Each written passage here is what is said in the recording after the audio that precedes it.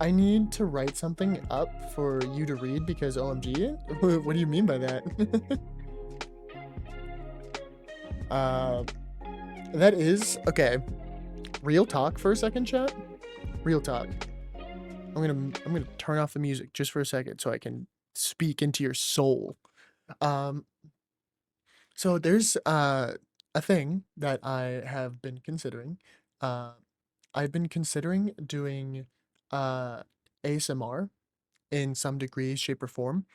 Um, and so because um if you guys remember or have seen my lore video, I literally like wrote a story and then had my friends read it. I like the idea of ASMR like story time where I can read stories. Um, you know, uh I'll fucking do ASMR roleplay at this point, but anything where I can read something and just like like softly read it, whether it means I'm reading voice lines or uh reading just a bedtime story, reading a story that I like wrote myself, which is something I plan on doing is like because I have so much that I've written down before. Um I do want to do that sort of thing. That would be amazing. Yeah, yeah. Okay, watch this. Watch this, chat. Hold on. I have created a uh, just chatting scene specifically for ASMR. Uh, come with me and let me know how the volume is of some of the background noise.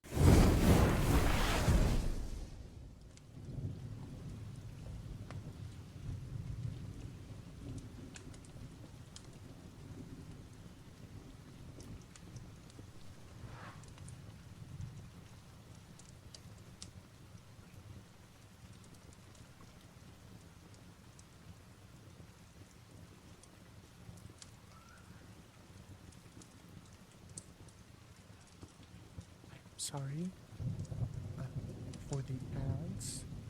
Uh, please let me know when you have returned from the ad break.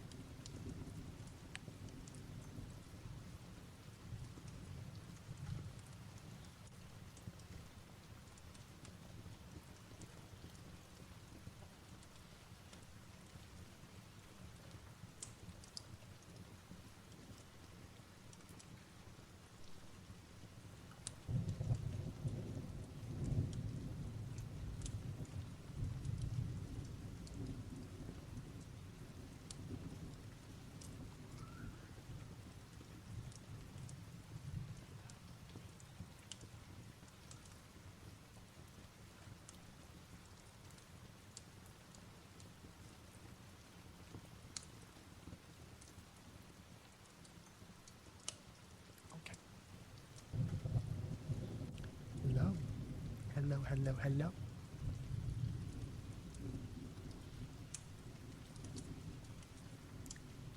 Waiting for the ads to be done. Waiting for the ads to be done. Waiting for the ads to be done. Waiting for the ads to be done. Waiting for the ads to be done. Waiting for my chat to escape ad jail.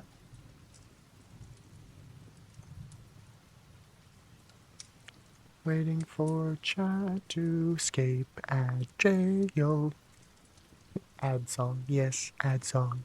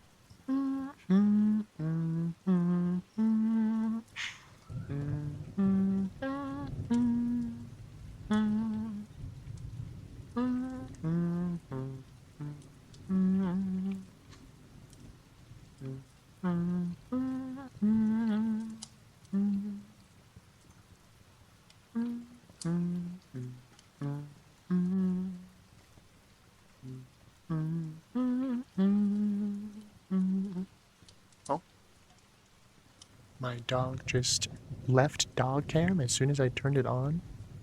This is fucking bullshit. Chat, start crashing out right now. I'm crashing out right now. All I see is a tail. What is this bullshit? What is this bullshit? I can't believe that she abandoned us like this. Heck, I know, Femi. What is this? Dog freaking left. Freaking left my dog cam. This is an outrage. This is unbelievable. I can't believe this. Is everyone out of jail? Back? Welcome back. Welcome back, welcome back.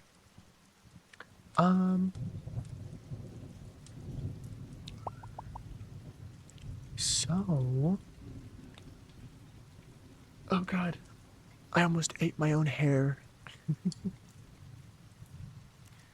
How is the volume of everything, chat? How is my voice volume? How is the fire, the rain, the thunder? How is the sound for you? How is the sound? Sound is good, good. Okay. I don't know why, but during the ad break, I started humming, right?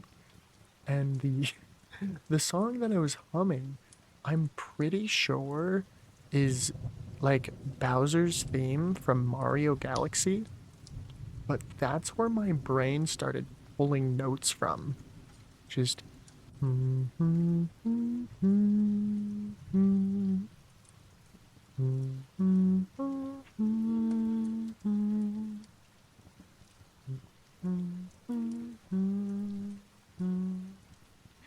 That's I do not know why, but that is where we went.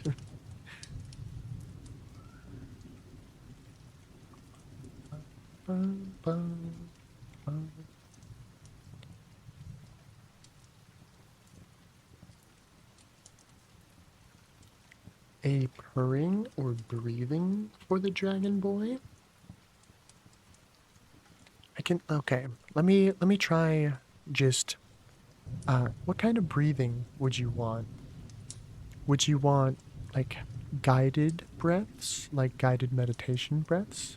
Because I can do that. We do a deep breath through your nose and hold for 1, 2, 3, and exhale out through your mouth. And hold. Soft sleeping one. Let me know if my microphone even picks up the breathing, okay?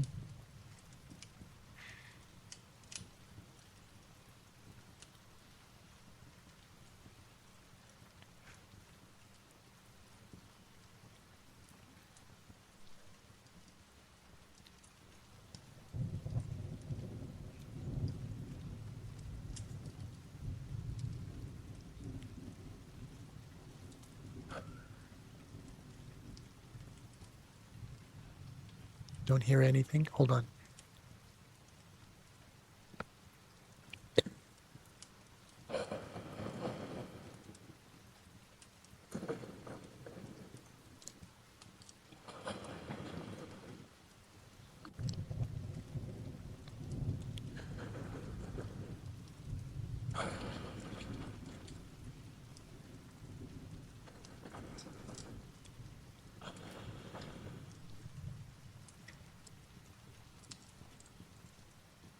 Were you able to hear that at all? Think I hear it a bit? Okay. See, this is all just like a little bit of an experiment. I had to change the settings on my microphone for you to be able to hear it. I also realized that I have my fan, my ceiling fan blowing right now, so that might make hearing breaths a little harder because the interference from the fan. So that's good to know.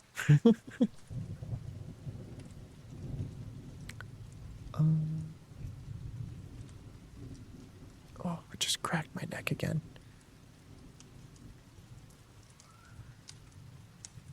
I've had people saying I should do ASMR ever since I started streaming. I feel like you could do good ASMR, Femi. You have a sort of like already like softer, like gentler voice. So I feel like that would be like very fitting for ASMR. You know what I mean?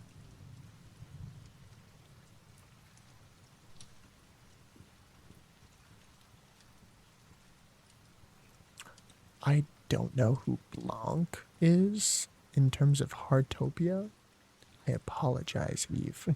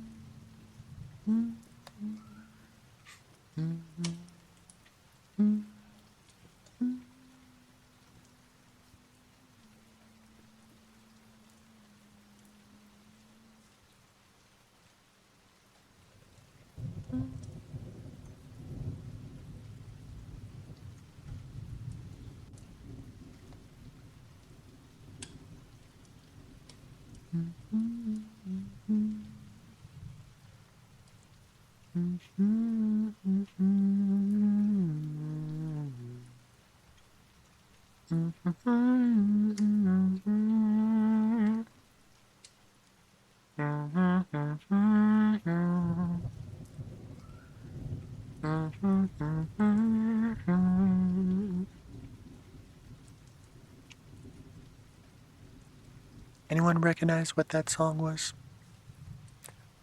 That I just randomly started humming? I know what the song is. I'm just curious if you guys do.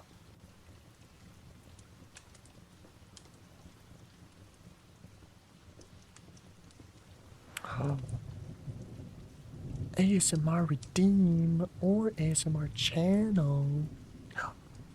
Yes, you should. I think you should. I agree. Mm-hmm.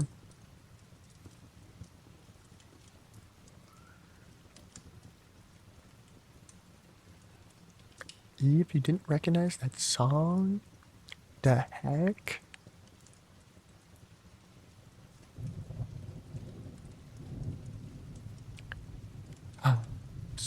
So disappointed. I didn't either. Okay, that's fine. I'm not old. It's crazy. That's crazy. I'm gonna be so for real. It was just Creep by Radiohead. I was just humming Creep.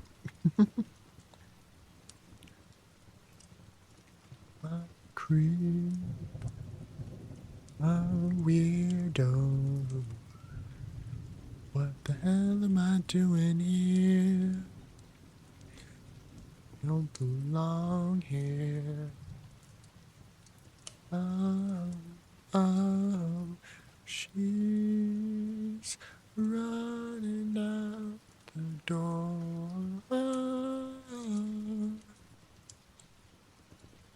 she's running out. She run, run, run.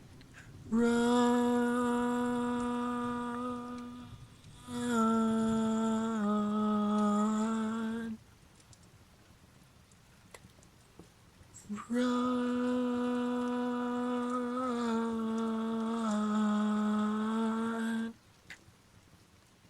No, never listened to Creep by Radiohead? That's crazy, Chad. It's absolutely insane. Does nobody listen to alternative rock?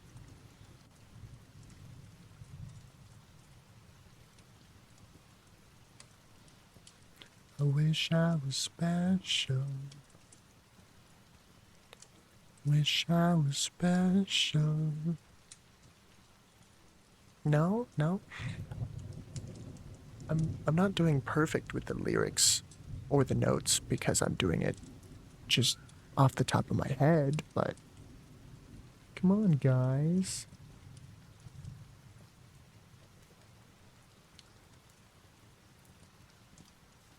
All I listen to is Nightcore. I mean, valid. Damn. Y'all actually making me feel old. That's actually kind of crazy. Y'all making me feel old. I listen to a lot of 80s, 90s, and early 2000s rock, alternative, and then I also listen to metal. Um, but then I also like those are a lot of the uh like that's the type of concert I would go to. It's a lot of that style of music. But I do listen to almost anything. Uh, Anywhere from like Suicide Boys to obviously Radiohead to uh, Living Tombstone to uh, piano guys. I like classical music. I like uh, cello. Is my favorite string instrument. I love listening to cellists. Um, Two cellos. They like take usually like more intense songs and play them on the cello. It's pretty great. I listen to Nightcore. I listen to a little bit of everything. The Living Tombstone mentioned. Yeah. Yeah. I think if I'm not mistaken, I think it was Living Tombstone. Living Tombstone performed or is performing with BB No Money during BB No Money's tour, and I'm so upset that I cannot be there. Like, are you serious? Huh?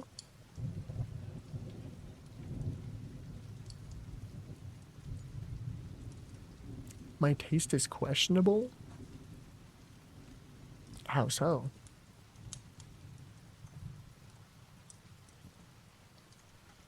Questionable how? Because, like, I'm gonna be so for real, chat. My music taste is so broad and kind of random. Because I also listen to, like, fucking techno ass music. Like, if you've ever heard of VGR, which is stands for video game remixes, there's also, uh, oh, what's the artist? Oh my god. Fuck. What is. I'm thinking of a. I'm thinking of a very specific artist. Uh, what am I thinking of? What am I thinking? I can see his logo and everything. What am I thinking of? What am I thinking? What is the artist's name? I'm gonna crash out. I have my Spotify open right now. I'm going to find it. What is his name? What is his name? That's not it. Nope. Nope. Nope. Nope. Nope. Wait, it would be in this playlist though. Tokyo Machine. There's an artist called Tokyo Machine. I love his stuff. One place is called A Night Alone with My Books. That sounds like an amazing playlist.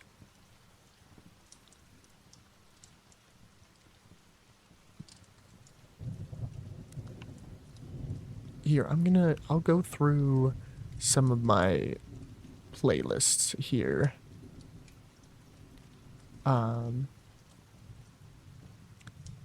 I've got video game slash classic YouTube music. So this is like the Gregory Brothers, Random Encounters, JT Music, Living Tombstone, Try Hard Ninja, a lot of like older music, like older YouTube music. Like I have a whole playlist for that. I have oldies and goodies. This is all like 60s through 90s kind of style music.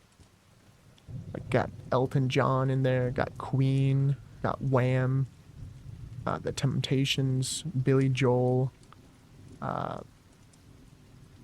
Michael Jackson, that kind of vibe. So I can play that around parents who don't like to listen to my music.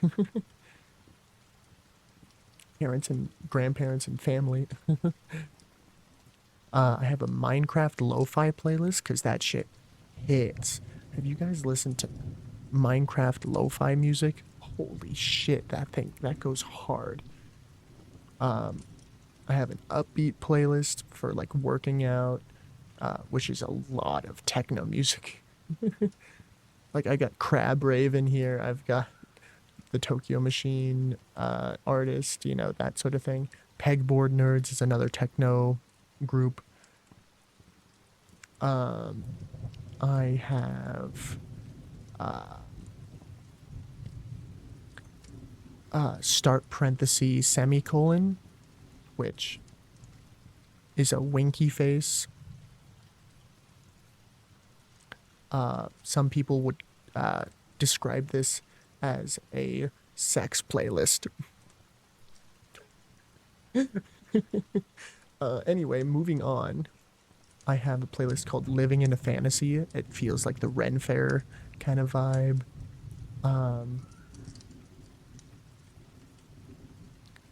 I've got a playlist called Driving Playlist. It's literally just a bunch of different Mario Kart soundtracks.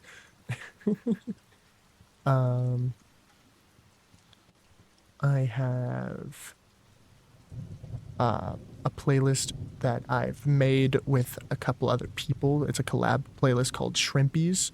It's only VTuber music. All music just produced, written, distributed, whatever, by VTubers.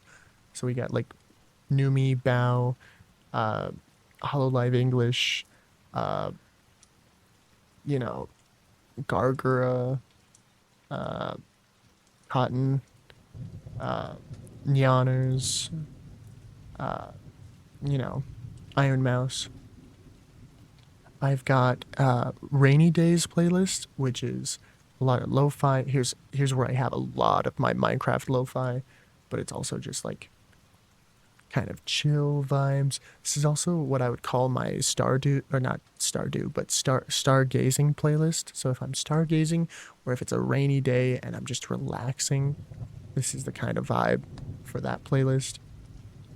I have a more in the feels playlist for like a lot of like sort of like romance songs.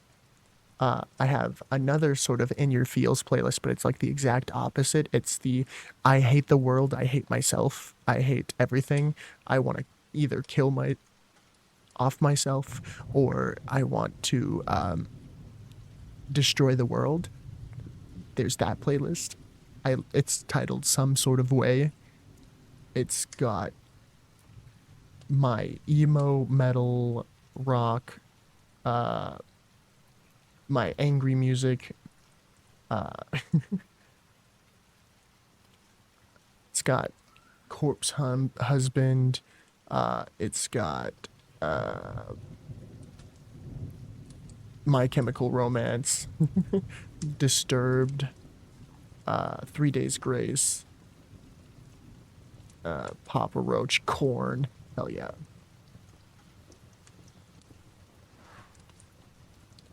Femi, it's okay. It's I vibe with that vibe. Don't worry about it. um, I've got what is my most used playlist or my most listened to, and it is a lot of VTuber music right now.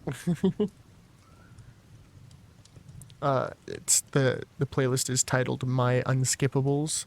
It's literally a playlist where I almost never will skip these songs if they come on, and uh, it's not all VTuber music like the other playlists is, but it has a surprisingly large quantity of it. Um, I also have another sort of emo rock playlist. Um, it's but the title of it is legitimately called "Trying to Impress the Alt/Goth Passenger Princess with Your Music Taste." That is the title of the playlist. um, and then I have a playlist that's kind of like my everything playlist, a little bit of legitimately every single other playlist that I mentioned. It's called Polyjamorous Vibes. Not polyamorous, polyjamorous vibes.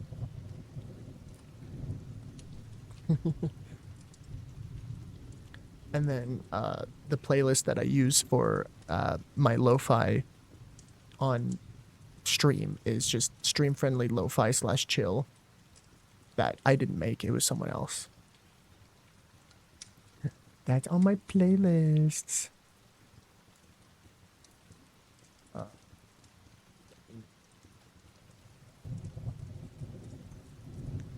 Weekend alone with my books.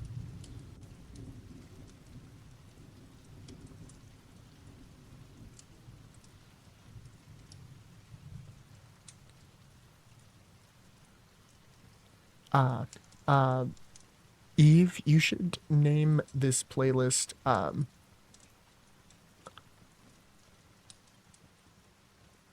songs to listen to while you're reading smut, because that's the kind of vibe that a lot of these songs give. They ain't just normal books, they smut books.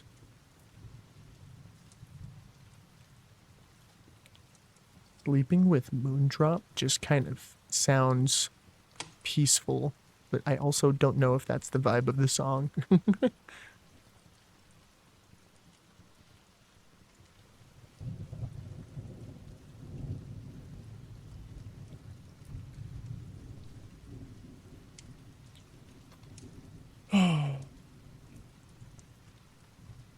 Anyway, it's a playlist.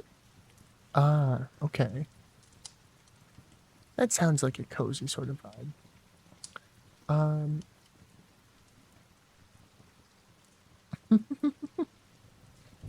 um, I am not certain, but it seems like my doggo here would like to go to the outside. Um, Moondrop from FNAF? Oh, that's I do know that. So that changes the meaning of POV sleeping with Moondrop by a lot. Oh, oh.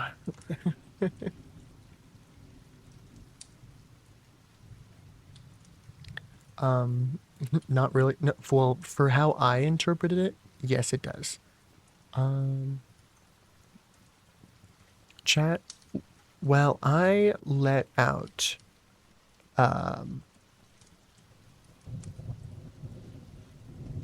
while I let out my doggo, I'm going to put on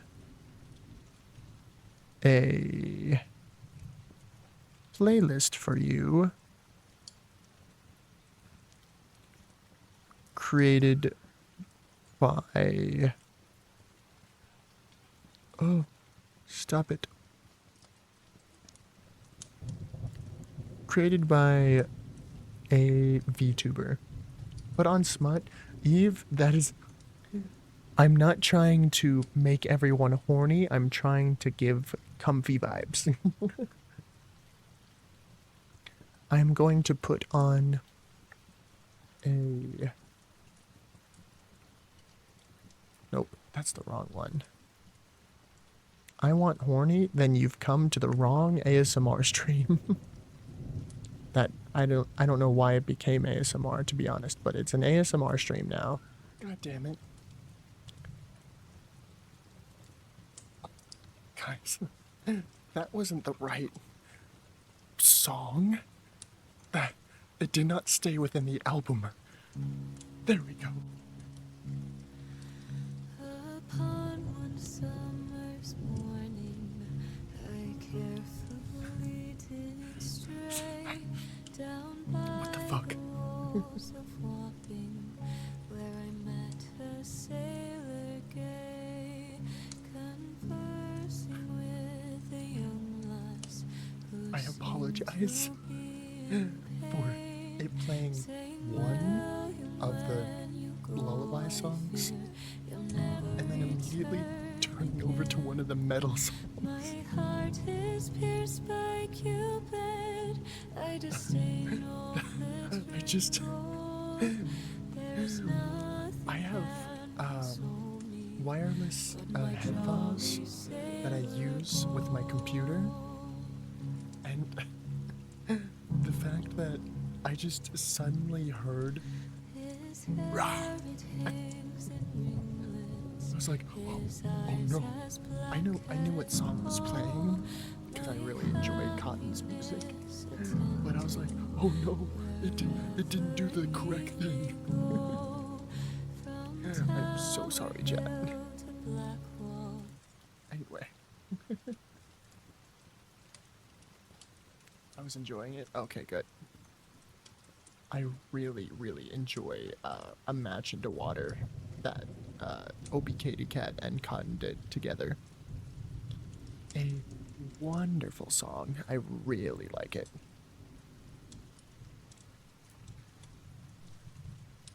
Anyway.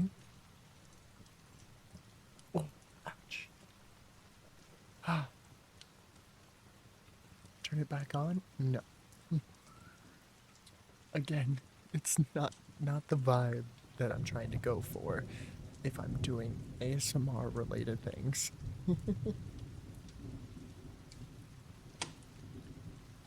Oh, goodness. How is Helldivers 2, Femi? You having fun with Helldivers? ASMR is out the window?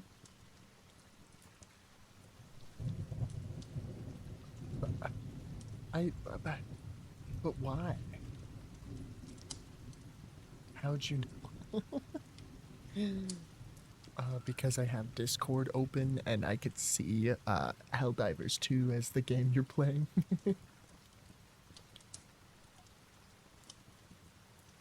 Need Helldivers, otherwise headphones, otherwise someone's gonna yell at you.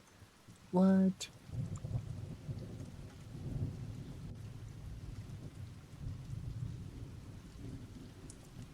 Okay.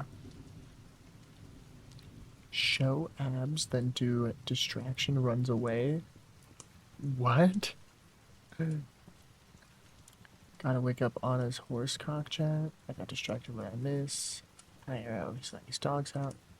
Flashbang by my tablet. Unfortunate.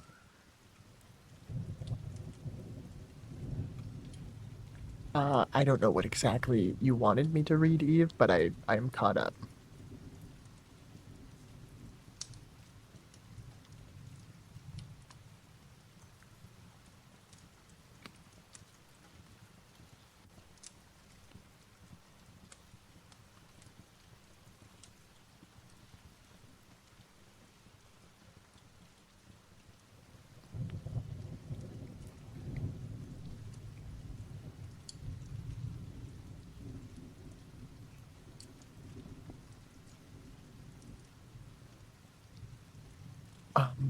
Eve, you have to realize I don't know what context that POV is for.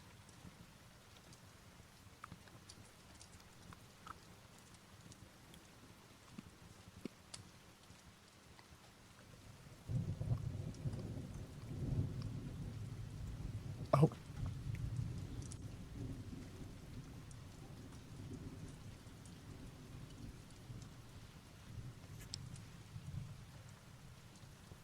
clearly you didn't listen to the lyrics of the song, but it's okay.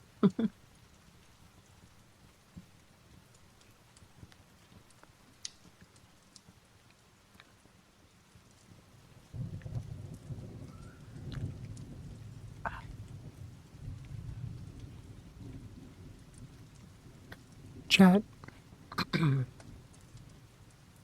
gonna read a story, okay? I'm gonna read a story.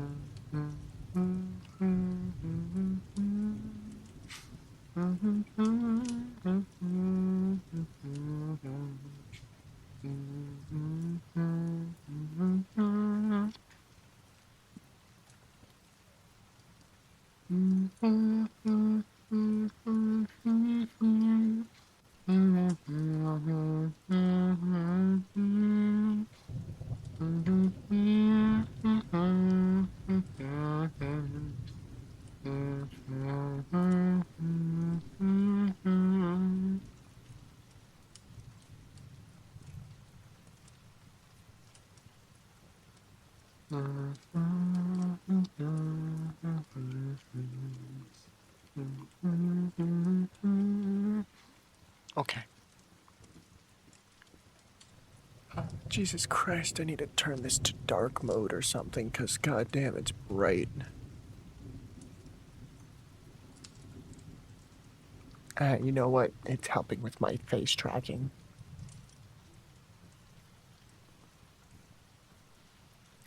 You guys ready for this? Are you guys ready? You ready for a little story?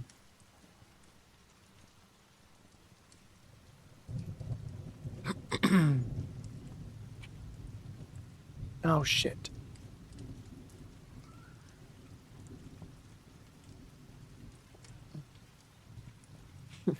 Don't mind me, I accidentally dropped something. Okay.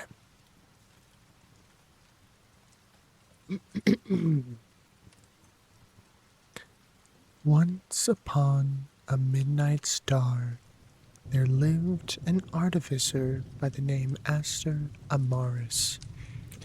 They lived a steady life for an adventuring magical mechanic, making magical tools to sell at markets for other adventurers to purchase, going on solo excursions for materials, tools, or for some extra currency to carry them along.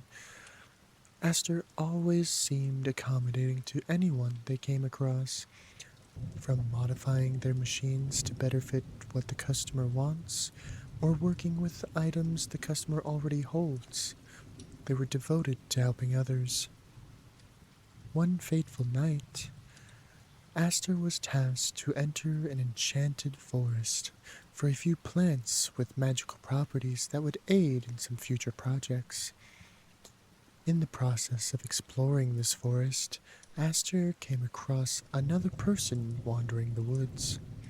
She was beautiful in every way. She was tall, forest green eyes, long, dark wavy hair that glistened in the moonlight, and her style matched that of the dark elves. Dark, flowy colors, laced like the tree branches above, cascaded the hand-sewn cloth of her clothes. Flustered, Aster stuttered through a sentence that pieced together the question, uh, good evening. Um, are you in need of assistance? Her soft smile gave the silly little artificer some unknown confidence. Her gentle voice filled the forest clearing, giving it life and ridding it of the empty silence that stood before.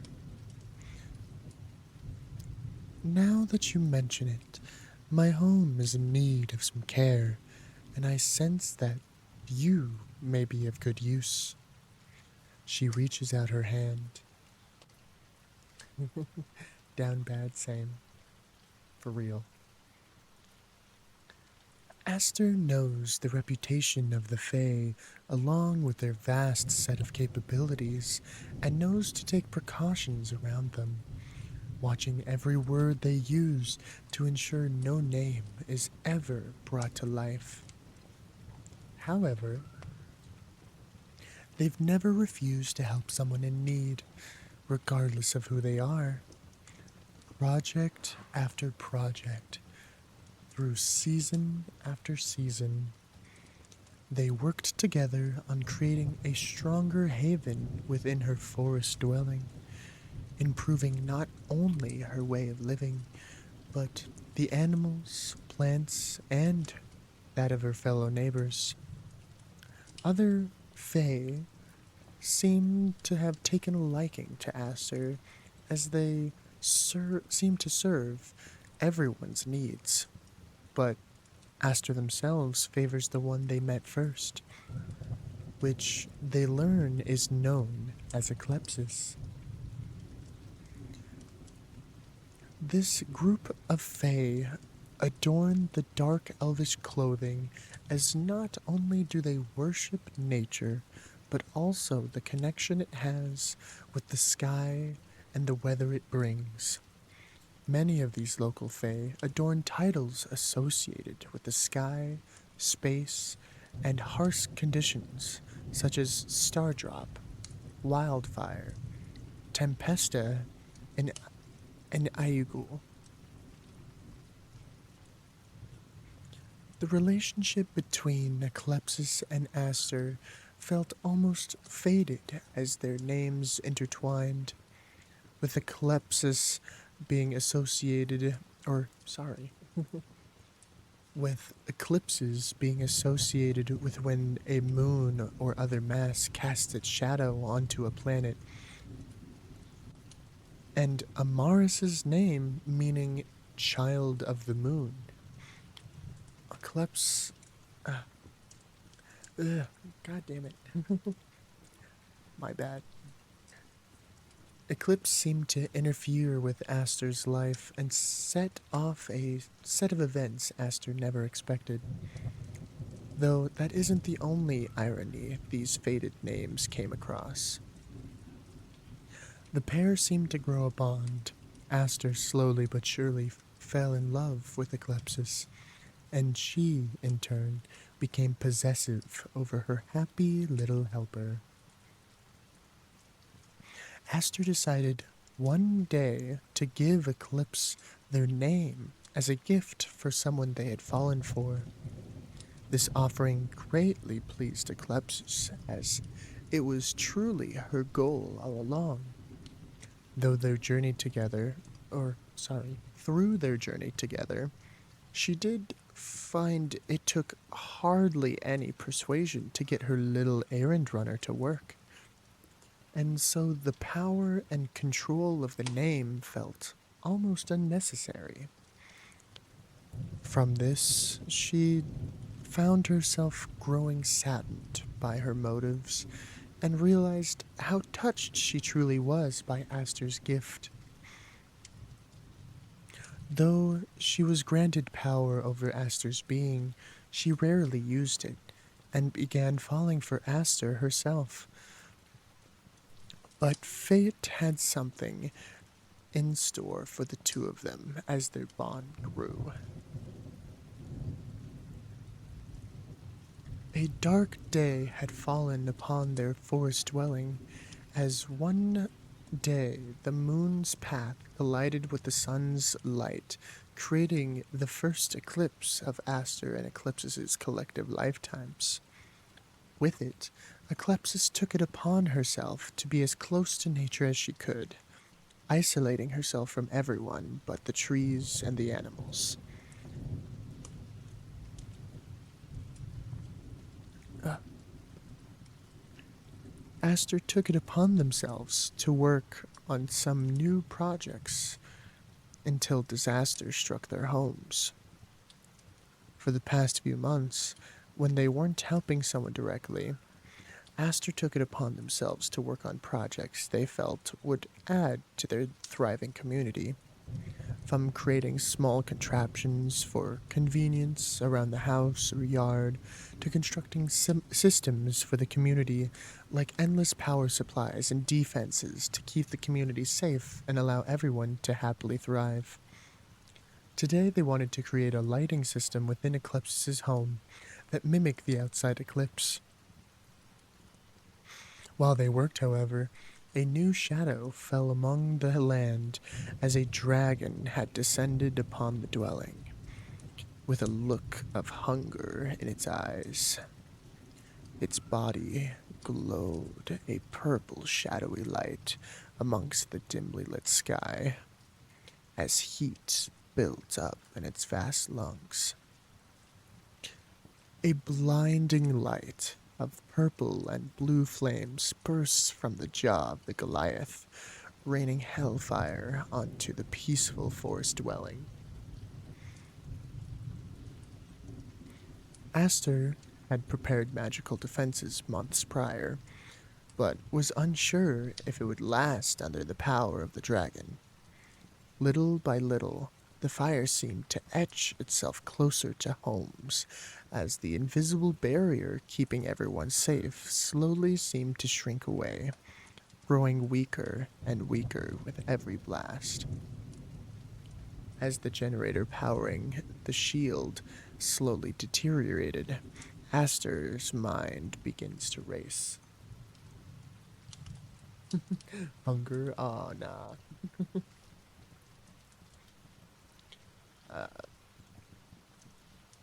Though many defenses are in place, they understand that they might not be sufficient enough to take out this powerful threat without losing much of their homes and friends. Desperately, Aster runs to their workspace, rummaging through their multitudes of substances and mechanical machines and mechanisms.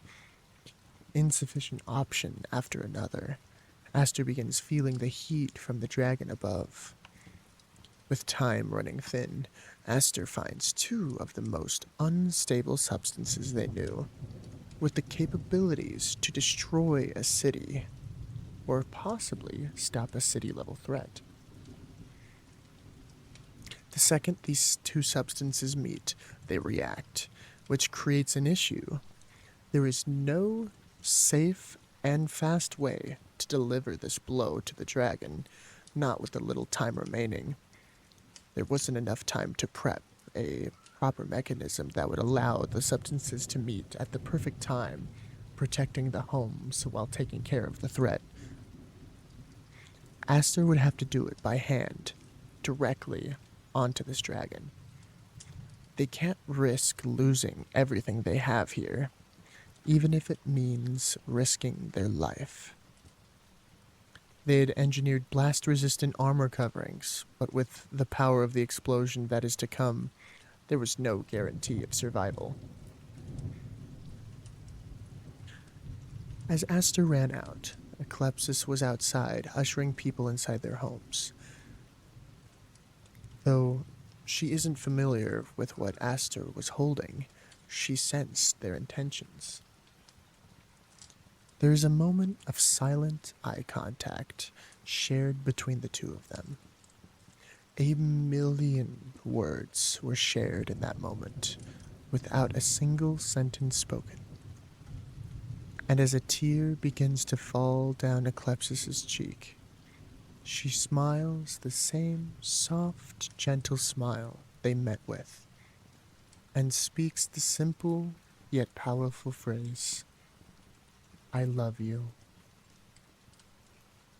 It was the first and last time that that phrase would ever leave her lips. Filled with that same unusual, unknown confidence, Aster quickly clambers onto one of the few air defenses they had built, aiming themselves for the heart of the dragon. And with a final deep breath, they hurled themselves at the beast. On impact, they combined the substances in their hands, and the second they touched, an immediate blast rings out. 1,000-year-old trees are nearly uprooted in the blast, contained carefully to the skies. And as the smoke clears, falling ash and lightly burning cinders float to the ground as what little remains of the beast float down and burn away in the air. With the sun's rays slowly beginning to peek out again from behind the eclipse, the sound of the magical shield generator is the only noise remaining as it repowers itself to full strength. Everyone in the settlement seems completely uninjured, with little to no damage to their belongings, other than a few trees and bits of debris hanging around.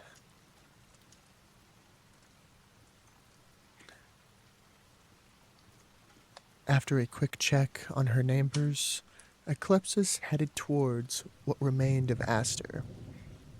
In the heat of the moment, seconds before the blast, she had conjured as much forest protection for Aster. They knew it would only do so much, as they were in direct contact with the source of the explosion, but they did what they could. And this also allowed for them to easily find what remained of Aster through. This magic also allowed for Eclepsis to easily find them after the explosion. Fairly quickly, she came across Aster's. Jesus Christ. Fairly quickly, she came across Aster's ash-covered body, still smoldering with little remaining of the armor they wore. Their body was surprisingly still intact, but there wasn't much remaining of their life force. Like a flame smothered in rubble, there wasn't much left other than a small flicker.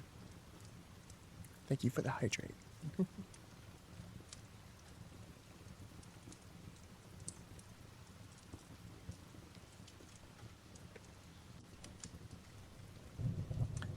The Fae are creatures that are blessed with unworldly magic of the forest that many cannot comprehend or understand. As simple as granting a Fae your name gives them near full control over you, as you become much like a servant to their every want or need. Their magic is powerful, rooted deep within nature, though their powers may seem anything but natural. Eclepsis kneeled before the scorched corpse. Her mind raced with every emotion she has ever felt and more. It felt unfair for this to be the way things ended. It just wasn't right. There was no way for them to return to the way it was. Her magic was powerful, but there tends to be drawbacks as the complexity of the magic increases. He dead? He dead. She had a solution in mind, which would bring them back to life, but at the loss of their memory, and she wouldn't be allowed to interfere with their new life. As though she had their name, the name would no longer be theirs in the resurrection, as they would begin again with a new life and a new name. It wasn't ideal, but after all they had sacrificed, she deemed them worthy of a second chance. Eclepsis collects herself, gathering her thoughts and some of her fellow Fae to prepare for this ritualistic magic. They travel to a secluded part of the woods, bringing the body along with them, off to a clearing far from their settlement, where they felt it was best to perform the resurrection, where a high strength for the Fae was available from the nature around them, and they would be nearly undisturbed in their new life, as only a few select small critters wandered to this area of the woods. It was far enough away from their settlement that it was unlikely for the pair to reunite by accident. At least, not anytime soon.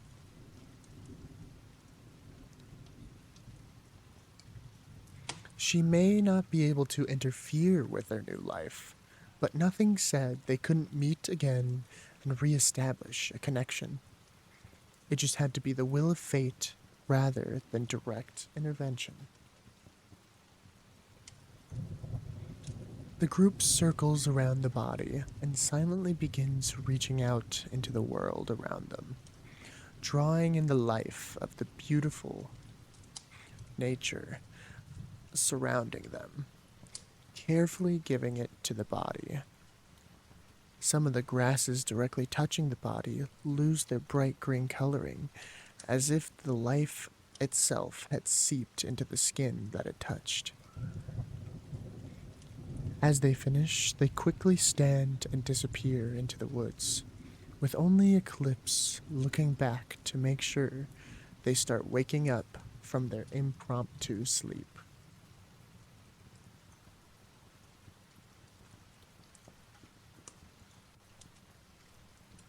Short pause, because it's going to do a transition in the story, and I want a bite of my snack.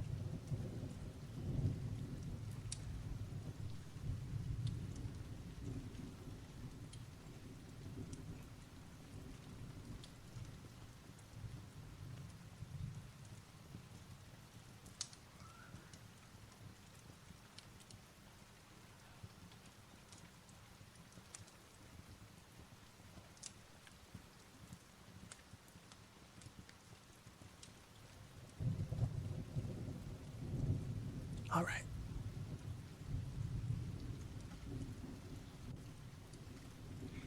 I woke up one day in the middle of somewhere. I don't know how I got here. I I don't really know who I am for that matter. My head feels foggy. Everything aches and hurts, and everything smells slightly burnt. The place I'm in looks very beautiful, though. I feel good here. Like, maybe this is supposed to be my home? I'm not quite sure, but I feel like I need to hang out here for a bit longer. Though I do think I should find shelter. Maybe some food as well. Where would I find that? I wander. I begin to wander aimlessly, looking for food or a roof, I guess. I found this tall hill sort of off in the distance, or maybe a mountain. It's hard to tell how tall it is, but maybe a higher vantage point will help me figure something out. On the side of this hill, I did find a sort of shelter, a cave within the mountain. It's way too roomy for me, though. Might protect against some weather in case of an emergency, but I don't think I belong there. I feel weird in this cave, but I figured if anything, I wanted to see if there's anything of use inside. Plus, temporary shelter is nice till I find something else. I did find some glowy gemstones, but nothing that I felt like I could use, at least not right now. I don't know why, but those gems feel like they could be useful for something. I just don't know what. But I also have no way to carry them, or I don't really even understand why I feel that they are useful. I did find something living in this cave, though. A creature. I shouldn't take its gemstones. It looks like a small, recently hatched dragon. It's very cute, actually. This world, it's so magical. The poor thing didn't have anything to eat either, though. When I tried to give it some of the gems, it didn't seem like it wanted to eat those either. I went outside the cave, and the dragon decided that it wanted to follow me, I guess. That made me feel nice. We ended up going up the hill a little further, and using the height advantage of the hill, I spotted a fruit tree off in the distance. I tell the dragon there is food up ahead. Don't know why I'm speaking to it, and I don't know if it even understands me, but it feels like it does. It seemed to perk up at my voice and what I said. I wish I could understand it like it seems to maybe understand me. I followed the trees as best I could, and I found the tree.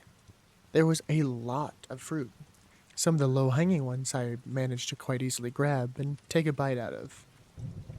Though I definitely wasn't certain if the fruit was even edible, it didn't seem to hurt me, and so I ended up also feeding it to my new little friend.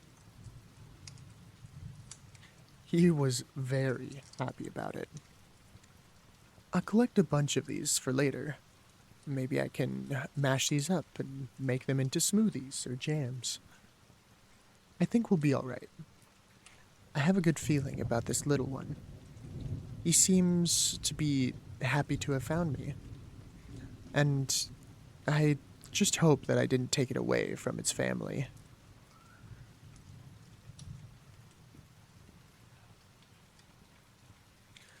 Over 200 days have passed since I woke up in this clearing. I've made quite a good life for myself, considering I woke up in some random place knowing almost nothing and uh, just wondering and having more questions than answers. I've done quite a lot. I have a sustainable food source from the nature around me.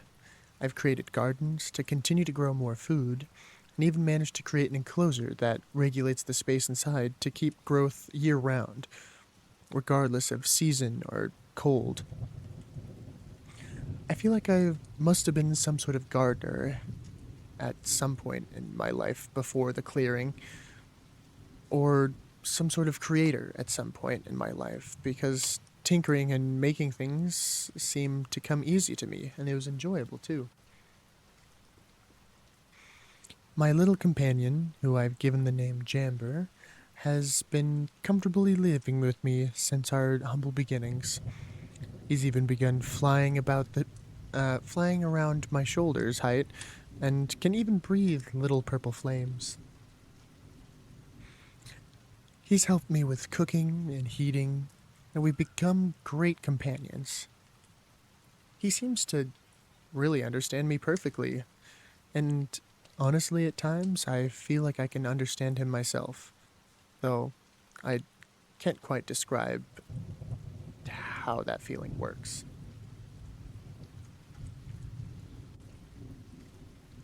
He's a character, though, and I love him greatly. The silly guy's favorite food seems to be fruit and variations of it that I made for us when we first met. Sometimes he will cuddle up with me with some of the jam that I've made when he naps. It's very cute. As for me, I named myself Sylvius. I honestly just kind of picked a name that seemed cool and fit with me and my surroundings.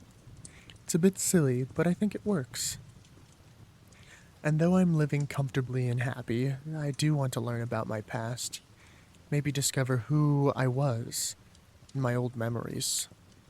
And maybe see what abilities or qualities I possessed before.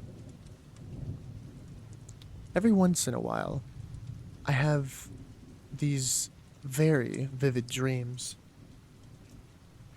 And it feels like I'm seeing glimpses from a different life.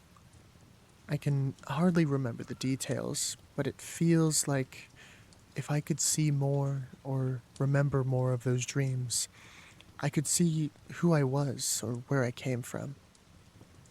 But I never seem to get enough info. I've tried traveling outside my little cottage that I've created for myself to see if I can find any clues, but to no success.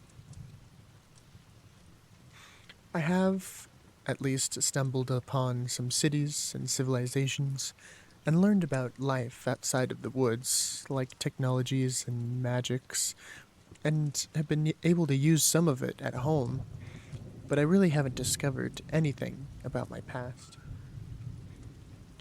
One technology that I learned allows for users to broadcast themselves across the realm while still living comfortably within my uh co- while still living comfortably with my companion at home.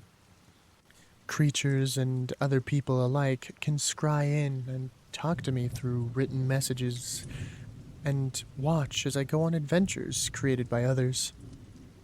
It's both a fun experience, but I also hope to form connections, and maybe someone from my past will see me and help me remember who I am. I have a lot to learn, and I can't wait for what I can discover and all who I can meet.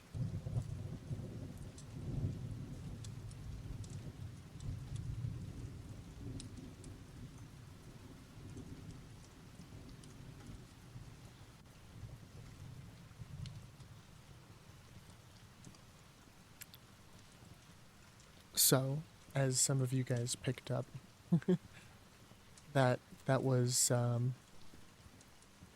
my initial lore that I wrote for myself. Um, oh man, guys, I didn't have my book out the whole time.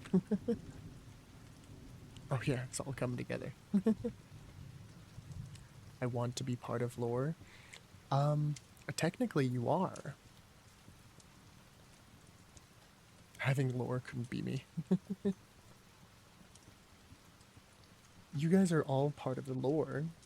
You guys are currently scrying in and talking to me through this broadcast that I discovered.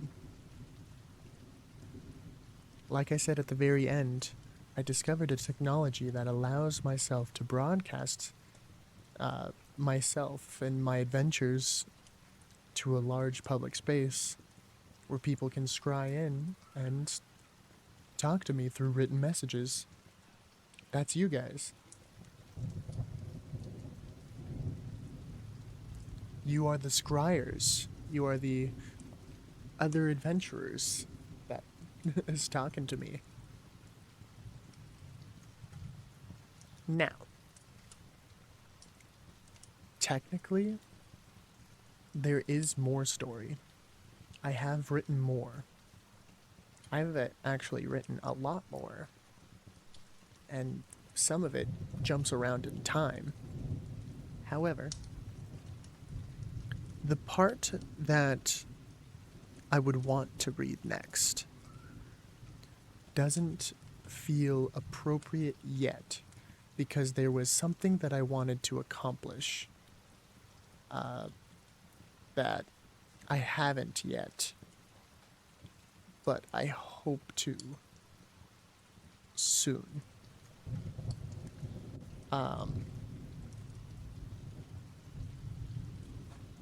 Will it be in comic or anime form yet? Unfortunately, I do not have the talent for that.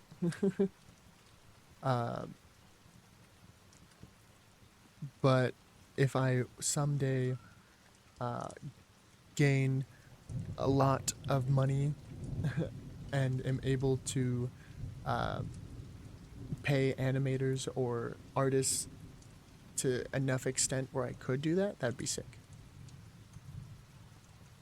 Stick figures count.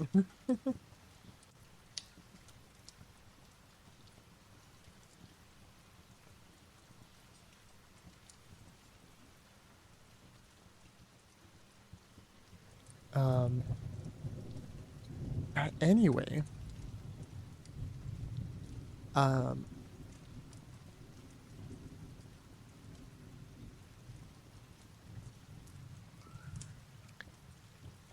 I will say this.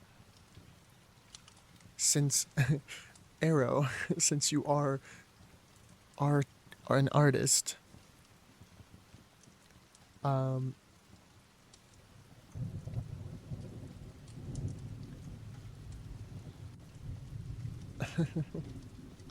there is. Give me 5 seasons. I'll binge this story. Eve. I feel like I've mentioned this briefly. However, I am writing a book. I am writing an entire book. That's how much lore and thought I have put into this. I have written 4 chapters, and what I just read was legitimately just like kind of like my ideas board. I need it now. Oh boy, it's gonna take a long time. I have not been focusing on writing it in a while, which it's because I've been pretty busy, but when I have downtime, I will write more. Um, but anyway, Arrow, um, I specifically want to do some things with Jamber here that actually connects to my story and stuff like that. And it does require a little bit of art to be done. If you want to help out with that, I could give you some more information. However, do not feel pressure to.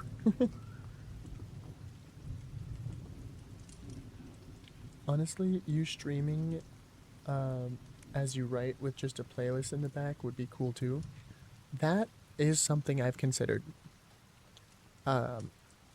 as part of like my ASMR stuff, of me just typing and writing with probably just light music in the background.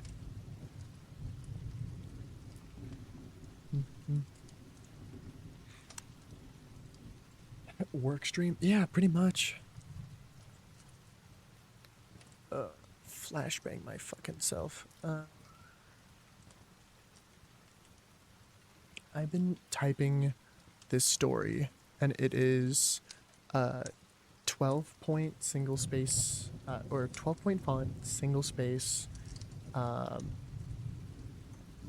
and it is about 15 pages on a Word document with, uh, there's dialogue, there's chapters. I'm on chapter 4, right? Chapter 3, chapter 4. Yeah, I am on chapter 4.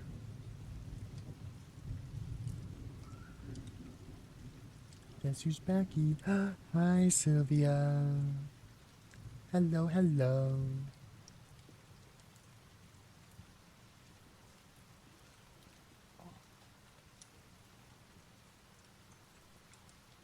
Welcome, welcome. We were just having some cozy vibes. Guys, wait. I have a surprise on dog cam.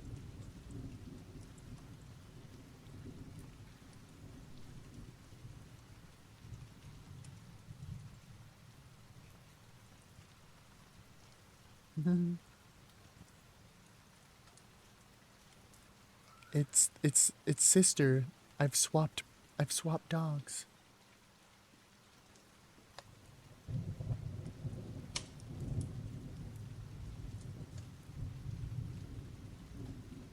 I'm tired, and yet I'm still being bossed around. I'm so sorry. Very tempted, but I slow because art and life doesn't mix well. I may tell you your limits later. That is very okay.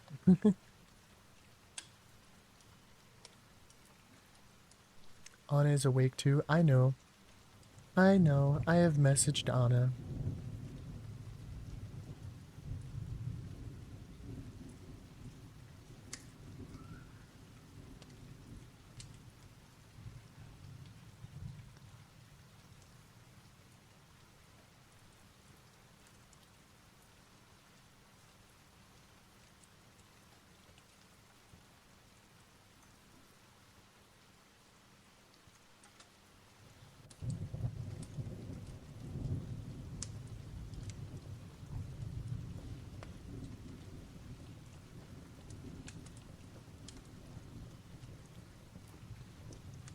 All right. Also, you notice how both my doggos are wearing different sweaters? We've had a couple colder nights, and they were trying to like bury themselves in the blankets, so we gave them little sweaters.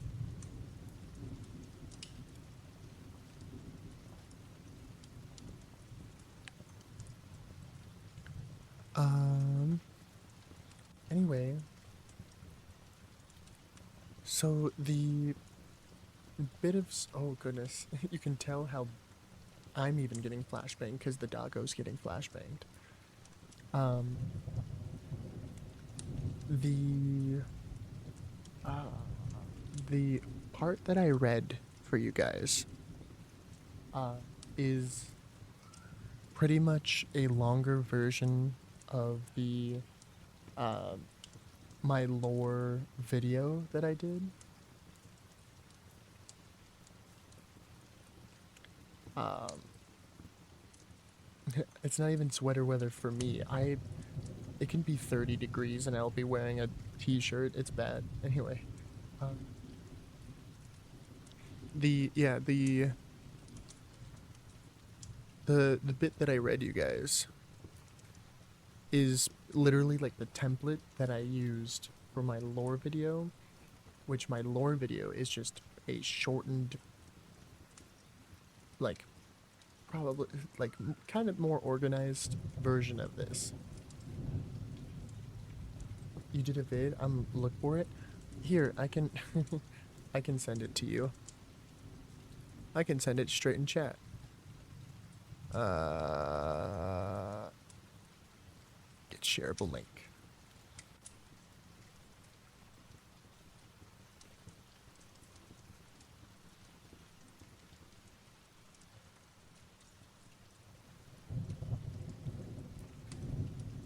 Do you guys want to watch it right now? We can watch it together.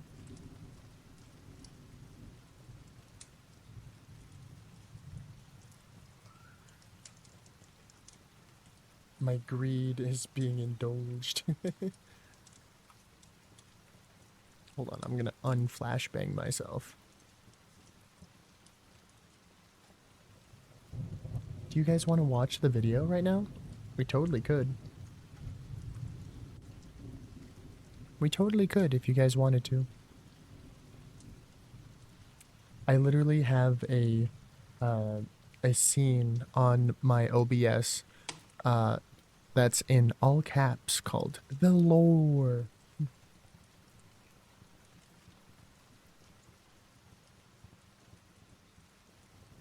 Can you keep this VOD up? I really want to listen to it later. I usually keep the VODs up and then they just, you know, they automatically delete themselves after a certain amount of time. But then I do usually upload my VODs as well.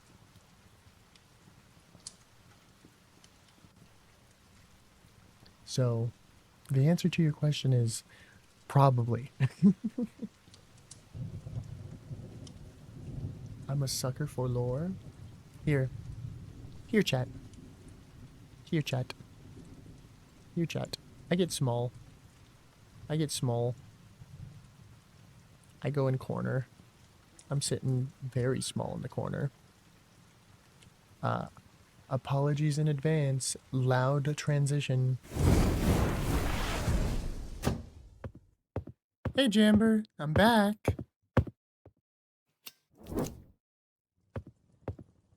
Did you miss me, buddy? Did you get up to any trouble today? No, you're good. You're good. Sorry you couldn't come on today's adventure, but do you think I could make it up to you? How about I read you a story? Here, come lay down, buddy. Let's see here. I haven't read this book yet, but it was recommended to me. Planting the seed.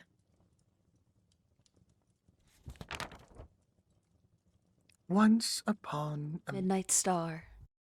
There lived an artificer by the name of Astor Amaris. They lived a steady life as an adventuring magical mechanic, making magical tools to sell at markets for other adventurers to purchase, going on solo excursions for materials, tools, or for some extra currency to carry them along. Astor always was accommodating to anyone they came across, from modifying their machines to better fit their wants, or adjusting the price for customers that needed it. They were truly devoted to helping others.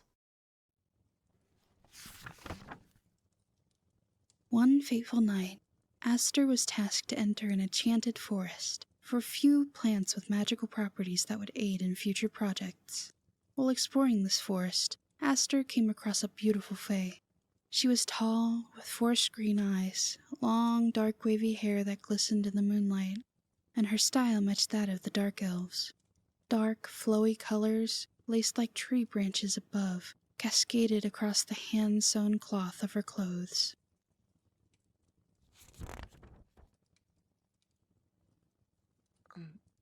Do you need any assistance, ma'am? I'm a skilled craftsman of sorts. Aren't you just an adorable little creature? It just so happens I could use a skilled talent in my homestead a short walk from here. Will you join me? Of course. Happy to be of service. The Fae have a dangerous reputation. Astor knows of the Fae and their vast set of abilities. They know to take precaution around them, watching every word to ensure their name is left unspoken. However, they would never refuse to help someone in need. Project after project, season after season, they worked on creating a better haven within her forest dwelling, improving her way of living, the animals, plants, and fellow neighbors. As Astor served everyone's needs, they began to become acquainted with the local Fae, learning about their fascination with the sky and space, along with associated names. Eclipsis. The one who found Aster in the forest that day was known as Eclipsis. And though Aster learned the names of others, like Tempesta and Agule, they only really grew close to Eclipsis. The pair grew a bond, Aster falling in love, and Eclipsis becoming possessive over her unshackled servant. Eventually, Aster gave in to their feelings, willingly offering up their name. Loyalty. Aster's gift, though rash to some, managed to change something in Eclipsis. She realized how faithful Aster was, and the lack of effort she needed to use to even command Aster to her every wish. She felt guilty for her original motives, and their loyalty began to play chords on her heart. The eclipse. A dark day fell upon the forest dwellings, as the moon collided with the sun's rays, creating a lunar eclipse. The first ever experienced in Aster and Eclipsis' collective lifetimes. Eclipsis took it upon herself to be as close to nature as she could, isolating herself from everyone but the trees and animals. For this was the rare event she was named after. Aster, in turn, decided to work on a new project, to create a lighting system within Eclipsis' home that mimicked the eclipse. While they worked, however, a new shadow fell amongst their home. The second eclipse. A dragon had descended upon the dwelling.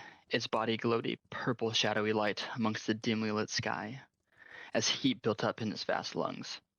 Seconds later, a blinding light of purple and blue flames burst from the jaws of the Goliath, raining hellfire into the peaceful forest dwelling. Imminent danger. The fire collides mid-air with an invisible barrier. Aster had prepared magical defenses months prior, including a powerful shield that can withstand almost any attack, but was unsure if it would last against the behemoth. Little by little, the fire seems to etch itself closer to homes, as the barrier keeping them safe slowly seemed to shrink away, growing weaker and weaker with every blast. As the generator powering the regenerative shield begins to fall behind, unable to keep up with the hungry beast above, Aster's mind races. A chance. Though many defenses are in place, they understood that they may not sufficiently take out this powerful threat without losing many homes and friends.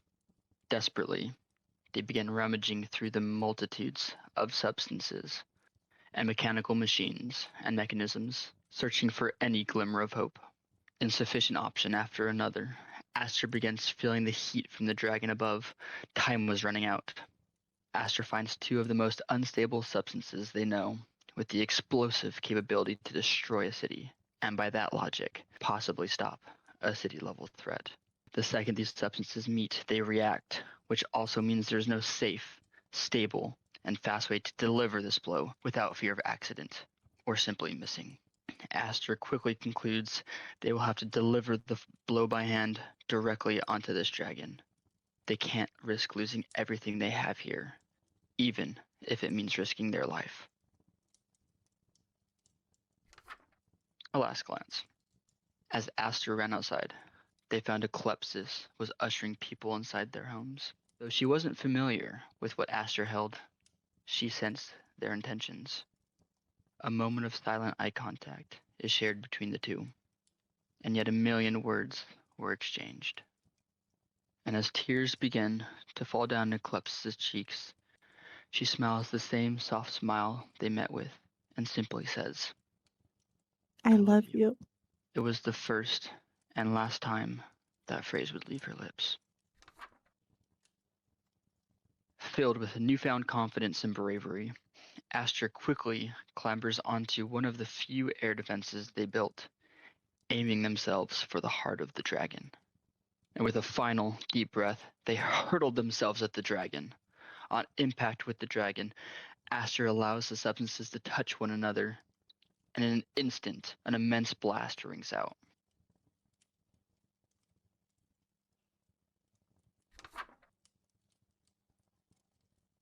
1,000-year-old trees are nearly uprooted in the blast, carefully contained to the skies. And as the smoke clears, falling ash and lightly burning cinders float to the ground, as what little remains of the beast float down and burn up in the air. As the sun's rays begin to peek out again from behind the eclipse, the sound of the magical shield generator is the only noise remaining as it repowers itself to full strength. Everyone seems uninjured, with little to no damage to their belongings. After a quick check on her neighbors, Eclepsis heads into the woods, into the direction where they sensed what remained of Aster. What remained? In the heat of the moment, seconds before the blast, Eclepsis had conjured as much forest protection as she could for Aster, of course.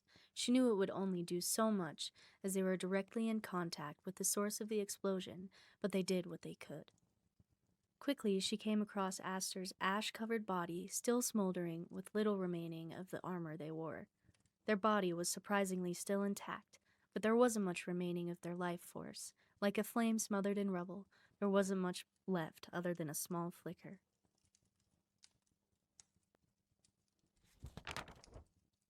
A second chance. Eclepsis kneeled before the scorched corpse, her mind raced with every emotion she had ever felt and more.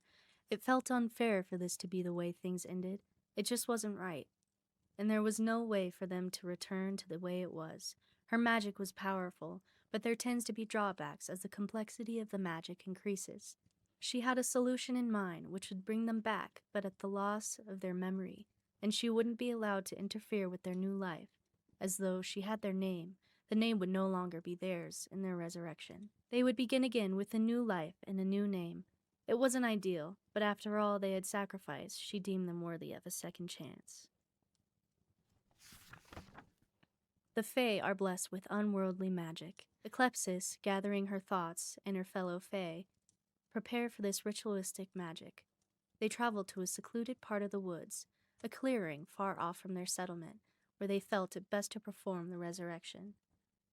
This place was secluded, surrounded in nature's magic, allowing the Fae's magic to be stronger, and being far enough away from the settlement, the one once known as Aster would be nearly undisturbed in their new life, as only a select few small critters wander into this area of the woods, and it was unlikely for the pair to reunite by accident, at least not anytime soon. She may not be able to interfere with their new life, but nothing said they couldn't meet again and re-establish a connection. It just had to be the will of fate rather than direct intervention. A new beginning. The group circled the body and silently reached out to nature, drawing in the life of the beautiful world around them, carefully giving it to the body. Some of the grasses directly touching the body lose their bright green coloring as it seeps life into the skin it touches. As they finish, they quickly stand and disappear into the woods, with only Eclepsis looking back to make sure they start waking up from the impromptu sleep. The rest of this story is not mine to tell, but I can assure you their new story will be filled with greatness. Though Fae has been twisted and the future is uncertain, I am certain their second chance will be full of adventure and discovery. I just hope that someday a rare phenomenon will occur, and they will cross my rays and cast their shadow back onto my life.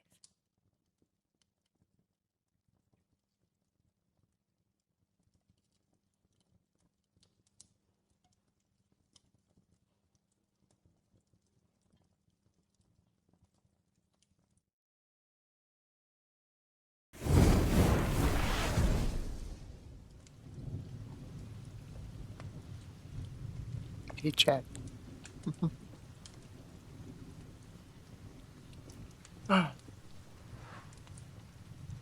Yes, so for those who haven't seen that before, I debuted that video on my live 2D model debut. So for those of you who are new, I used to be a PNG. I just used to be a little PNG. Little PNG. Arrow, you know that little like reference sheet that I gave or like posted for you to use? one of those stances, the one with the sword, holding the sword up, that used to be my PNG model.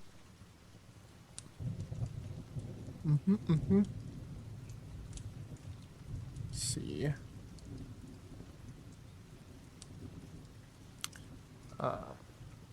Hold on 1 second, chat. Right here. This was my little PNG model. This little dude right here.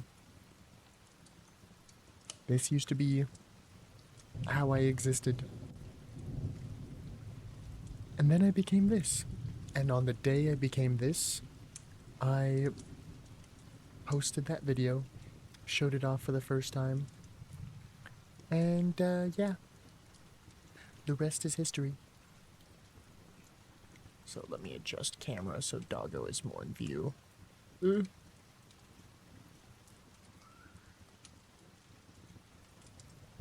Close enough. Oh god.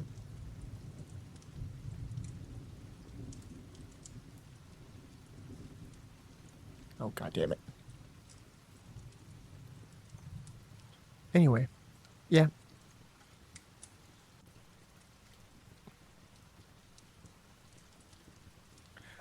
Oh. No, please. Oh, yeah.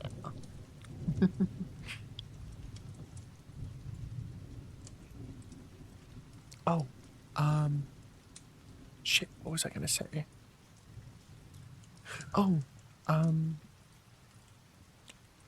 I opened up one of my apps. I think I muted it because I wanted it to be chill, but look in chat. Look in chat after I hit this redeem.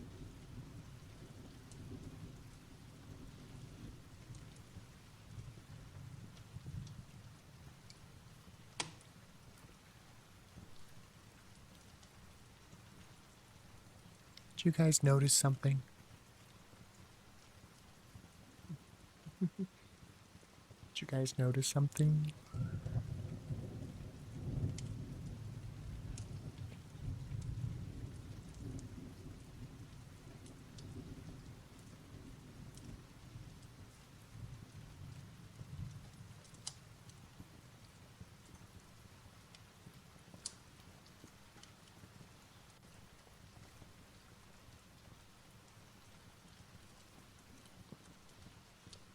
Anybody? Anybody notice something?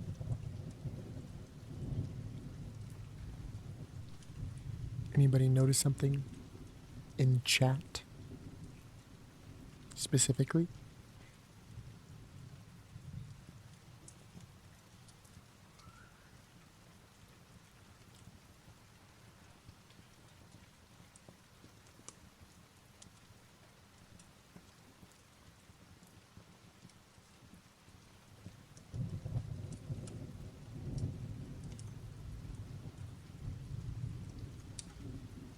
What do you guys notice?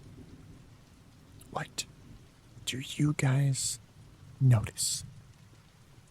I see Bonk, but what do you see in chat? I'm oblivious.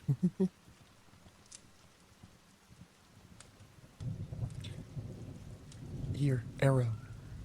In the chat, directly after the redeem is made.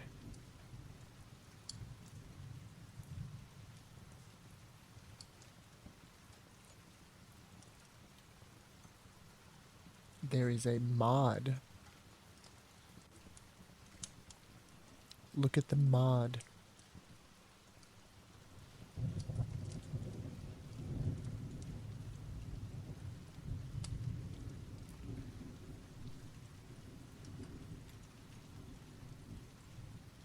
We see the sound alerts bot.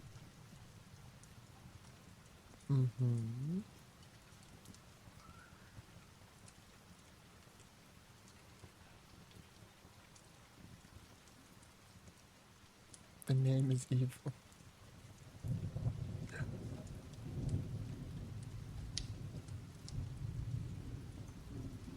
There you go.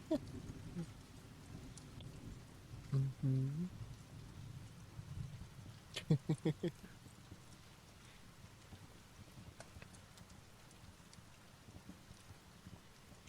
I the way I've created my lore and my universe, if you will, I have put a lot of thought and effort into everything. So I have created a bot with the name Eclipsis Moon. That is, that's Eclipsis. The lady is back. Yes, the Fae is back. But I don't know who she is. Canonically, this mod is someone who found me when I just started scrying and streaming, broadcasting, if you will. Canonically, this person I don't know the real name of. I just call them Moon. Person in my chat, I refer to them as Moon. She gonna steal her name. I refer to this mod as Moon because they found me early on and decided to help me with my attempts to find people of my past. I have given her the rank of moderator.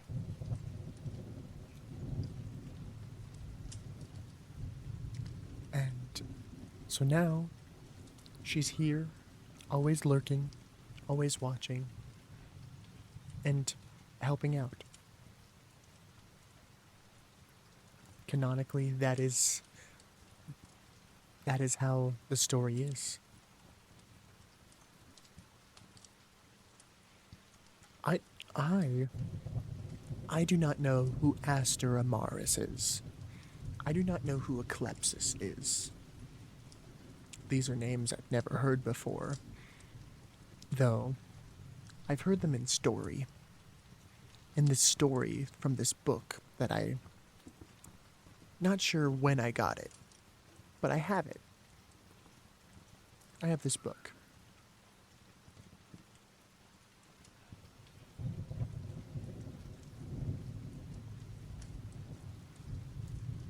Everything we say is canon. Your existence is canon, yes, in my lore. Your existence, our interactions, what we do, what we say, is canon to my lore.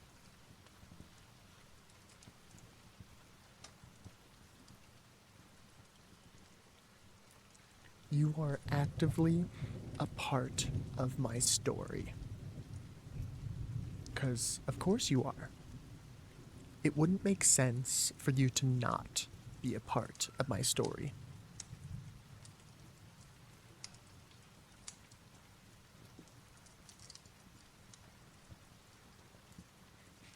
Why? What do you mean you don't know how to feel about that?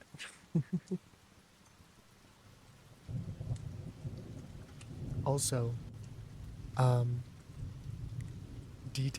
little details that I love, because I love the details. Notice on the book, on my book, the page is the same border design as the pages in my lore video, where the text and everything was in the lore video. It was on paper that had the look of the paper in this book. Also, little detail, the stars in the corners, as well as the moon in the center of the cover.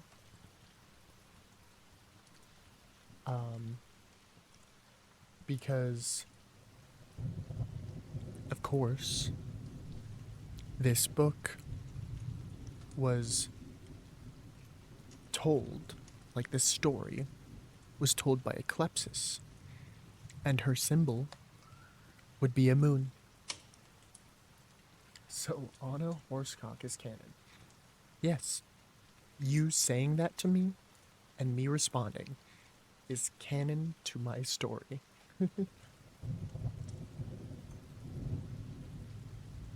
You are a part of the journey. You are a part of everything right now. Jamber and I are hanging out. This is my room.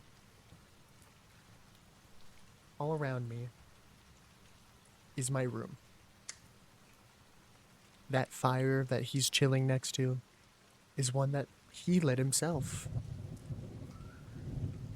I built this room. This is part of the little house that I built for myself out in the middle of the woods, using quite literally the tree right here, the tree that I decided to put my house next to, the one bearing fruit.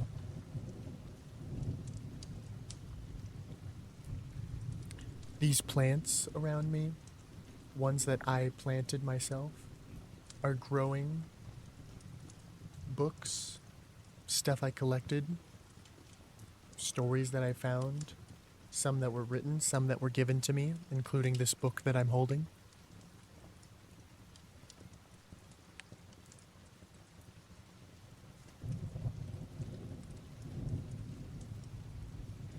The fire crackling that you hear right now is just the fireplace. The thunderstorm that you hear is right outside the window. That tree is toasty. Thankfully, magic is quite prevalent in this universe. Though there is a fire here, nothing that is wooden is going to burn. The fire is in a sort of protective enclosure. Damn, I love details. So do I. My brain has been broken. Chat, the armor that I wear, notice how damaged it is. Chipped, scratched, damaged. Aster was in an explosion. Little of his armor remained after the explosion. The scars from adventures, from, if you wanted to say, you could say the scars were from the initial explosion too. If you wanted to. If you really wanted to. But the damage of this metal is basically what was saved, what was repurposed from the armor that I had before.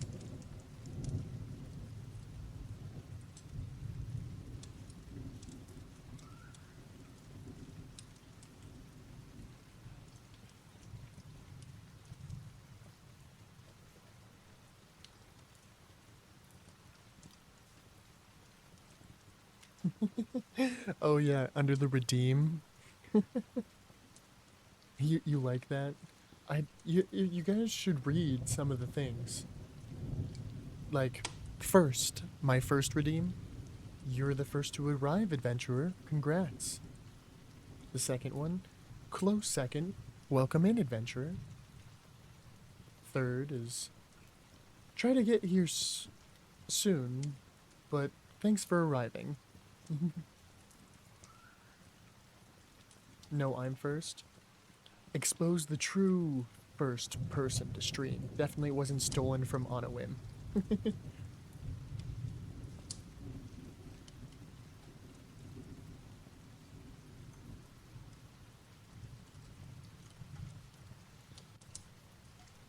Would thou feel phantom pains? I don't have phantom pains. However, For some reason, I have very vivid nightmares. Every time I wake up, I don't seem to remember what happened in them. But if someone were to somehow see my dreams and nightmares, they would see flashes of a giant purple glowing dragon lasting purple and blue flame down on a city. Flashes of flying through the air.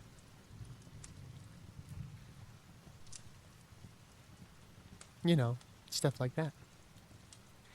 I don't have phantom pains, but maybe phantom memories in the forms of dreams.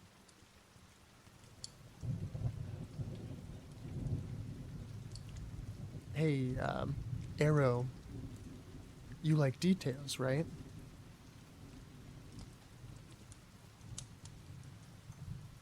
What color is Jamber's fire?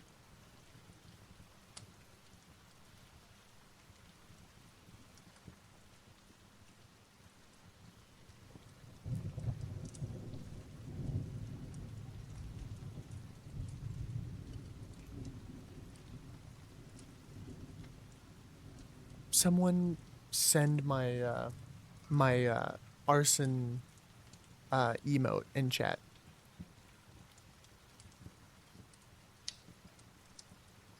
What color are those flames?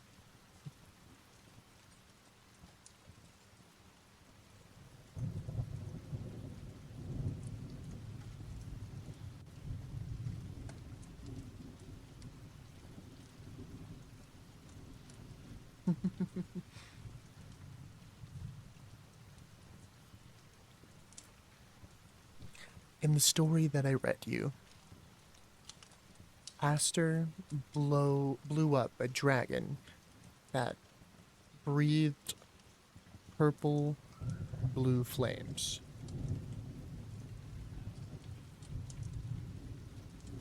Sylvius woke up one day, found a cave that was very empty, except for a freshly hatched baby dragon, who now breathes purpley flames.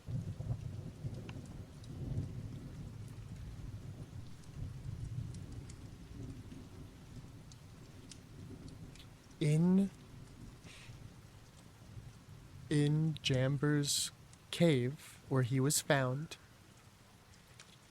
I recalled finding gemstones. What is the name of my Discord server?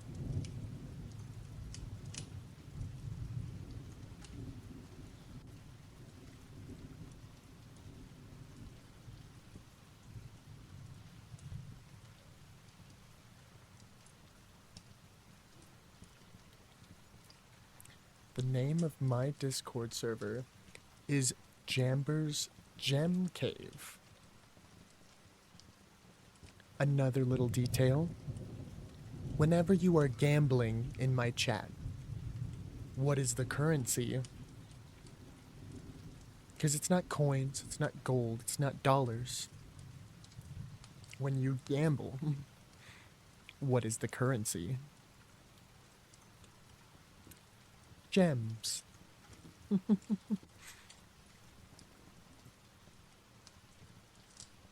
And it's so damn obvious. It's gems, chat. Damn.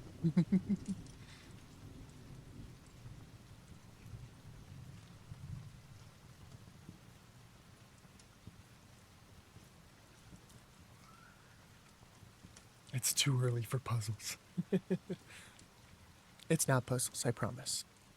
It's just details.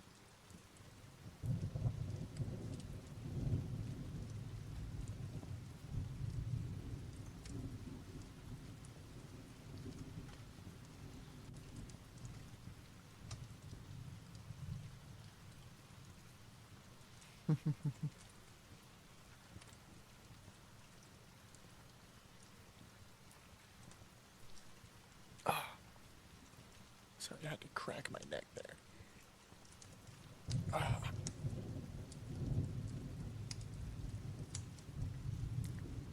Yeah, I'm pretty cool. I pay attention to my details.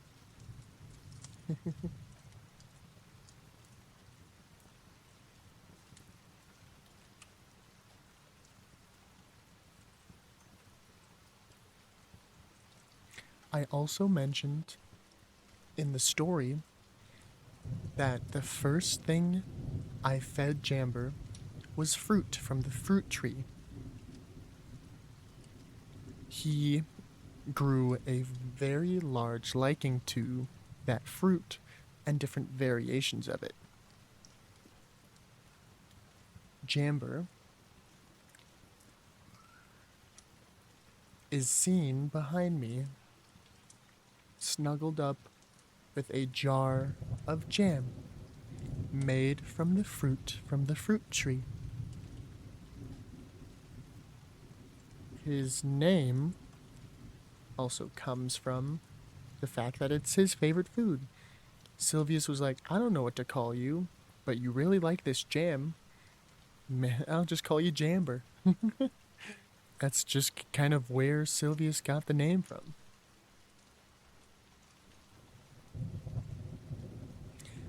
Sylvie comes from a Latin root meaning forest, I believe. Sylvius made his name purely based off the world he was kind of born again into. He was born again into the forest. And so he felt that he was rooted, pun intended, in the forest. And so his name, Sylvius, is related to the forest.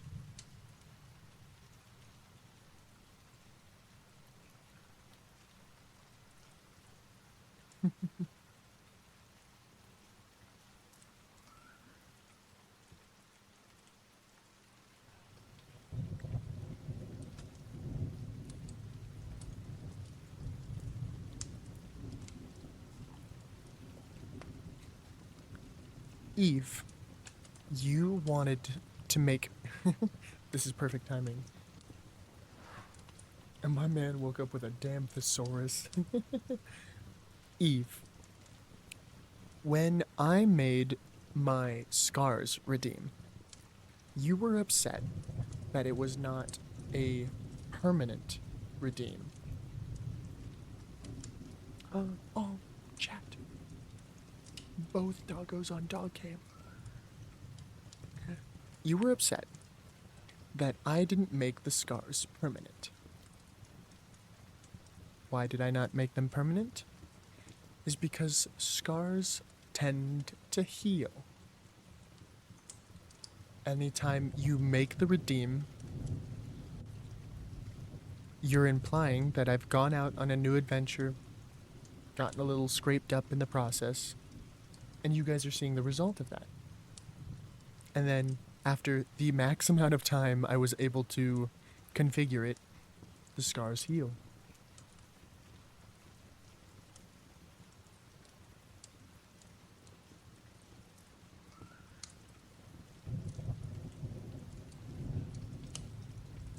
Oh. Apologies, it's ad break time again.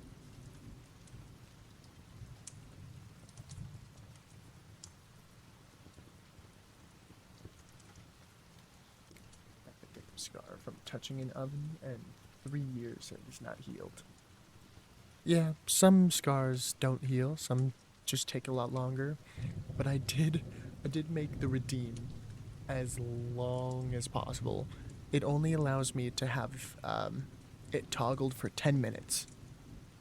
So it's something. It was either 10 minutes or permanent, and I wanted it to be as long as I can without being permanent. So you've broken my brain cells.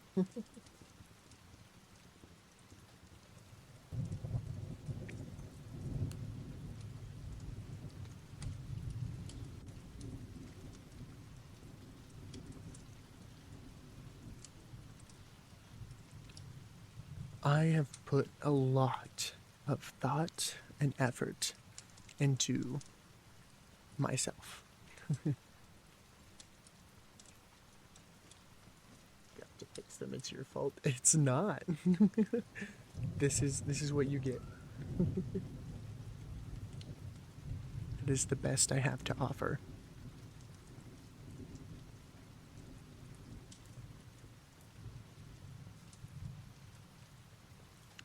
Um, and this is also why I've had enough, like, just simply enough, like, world in order to write a book. Thank you for the serotonin, sir.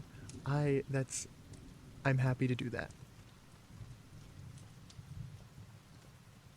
That is a big part of why I am here. Other than to, of course, discover who I was. And, I don't know, figure out my past. A lot of why I wanted to stream to begin with is for the joy, for the serotonin, to be able to entertain, to be able to create something that people would love. I want to be able to comfort people, bring joy, bring silliness, bring whatever, bring good vibes. A lot of thought, more like profusion. To be fair, because art takes a while, I I I made the purchase of my first commission for the concept art for Sylvius about 3 years ago. About 2.5 years ago, it finished, and I got that. About a month or two later, I was able to create Jamber's art.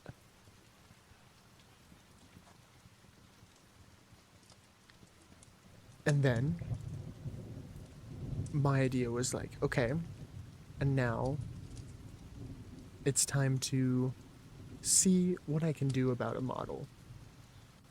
I ended up talking to Mom, who is one of my friends. I was like, yeah, I'm interested in VTubing. And Ma goes, I can rig, I can model.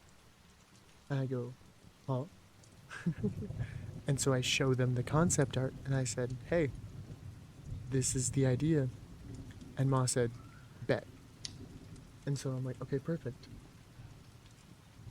So 2 years ago, that started becoming a thing. And I'm like, cool.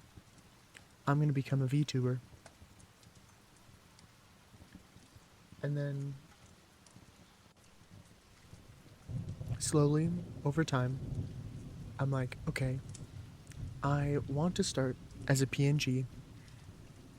And so I can use the concept art while my model is being created.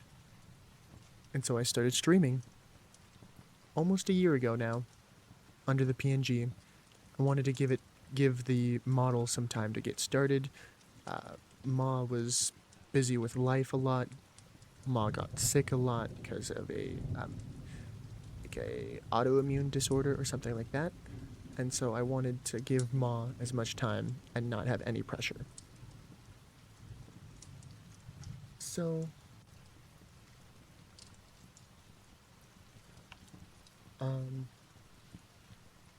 yeah. That being said, Sylvius as a visual concept alone has been created and being worked on for 3 years. 3 years. Because of that time, I had a lot of time to figure out a name, figure out who I was going to be, why I was here. I started making lore, just off the top of the dome, random ideas. Oh, this will happen. Oh, this will happen. Oh, what if I died? What if I came back? That sounds cool. There's gotta be a dragon. I've got a dragon. There's gotta be dragons. There's gonna be magic. And so I had basically 2.5 years to write, create, and become Sylvius. And here I am. Basically made an IRL RPG at this point, right? Isn't it kind of amazing though? Puppy Puppet and Anna Cannon is part of your world? Of course. Of course they are. So this is why they're also mother? Yes. Ma's name is completely unrelated, but it's kind of funny that they are Ma and mother at the same time, so... 10 out of 10 work. Appreciate. It's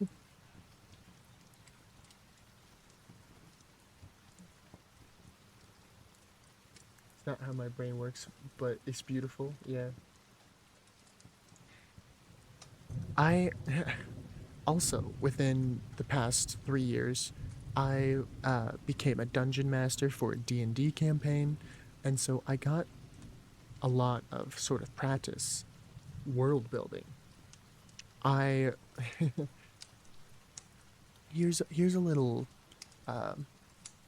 IRL lore, okay? One day I was sitting with one of my friends and I'm like, "Hey, I've never played D&D. I want to. I mean, I've kind of touched D&D very slightly, but like it was not enough. I want to play D&D." And they were like, "Oh, I've always wanted to play D&D too. We should do it." And I said, "Yes." And then I sat there, I thought about it, and I'm like, what if it's like, this is the world? Like, what if we base it off of this concept? And they're like, "Oh, that would be awesome." And then I got a couple friends together, and we're like, we're gonna do D&D, and it's gonna be based on this. And they're like, who came up with what it's based on? And I'm like, I did. And so they're like, so you're the DM? I'm like, what? I mean, I guess. And so I became the dungeon master. Friends all created characters, and I had told them, you have full creative control, create characters, and give them to me. My first player gave me their character, and were like, oh, I'm an orphaned assassin. And I said, oh yeah? Is that so? And so I created a whole faction, a whole storyline, a whole side story solely based on the lore of this first character that was given to me. I gave the most time and effort to that first one because they submitted first. And then second player submitted, I created a whole nother thing for them and created a whole town that would match with that vibe and with what they were. And I said, cool, I have that. Then the last player submitted theirs. I'm like, okay, I'm going to add another part to this town that's kind of outside the outskirts of town, but still a part of it. And that's where your character is going to be. And I just started world building. Like, okay, the main concept is based on this. This is the individual lores and understandings of the characters and where they're from and where they're coming from and where they're going. And then I had the idea of where I wanted it to end and the kind of Easter eggs and references I wanted to make. And I just started rolling with it. Some days I would just start writing. I'd write story, write plot points that I wanted to accomplish. Other days, we would start a session and I'd start freeballing just based off a little bit of an idea that I had. And I realized that I really do have a knack for storytelling. And so that was like my practice round. Being a dungeon master was a practice round. I'm very sad because we never got to finish that campaign. There's still a lot that I am aware of that my players never got to see or experience, but I will never tell them. I will never. Unless they continue to play the game.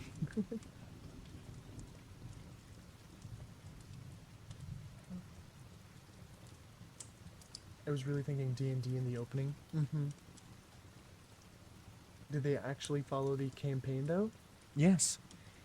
I, as their DM, was, I would say, good enough to guide them enough that they played along. And they had a good time.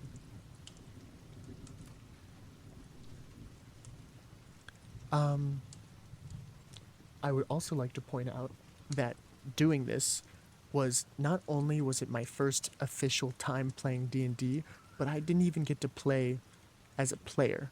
I played as the dungeon master for my first time playing D&D. Every DM stream. Yeah.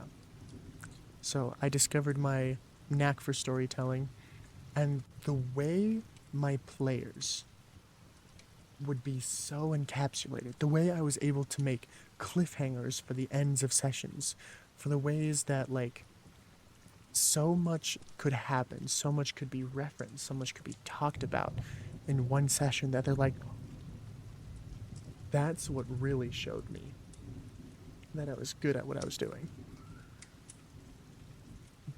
Hey, good guy, welcome in.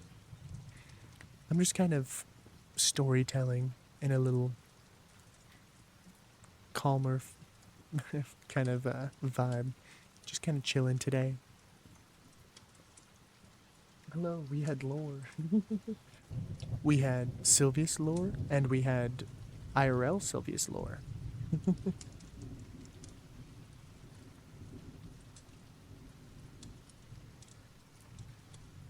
And we also got doggos.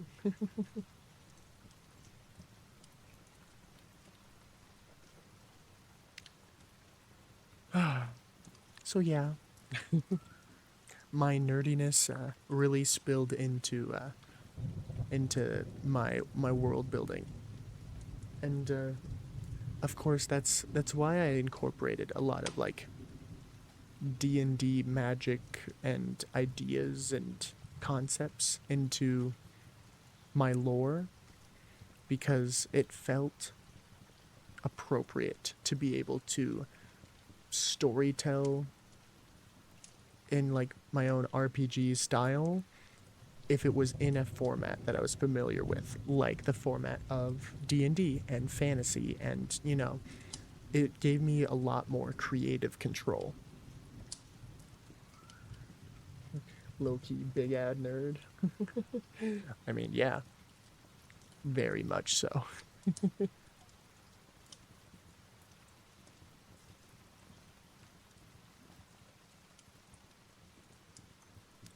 So here's another thing. I know that never met a bigger nerdy nerd than you. Thanks for that.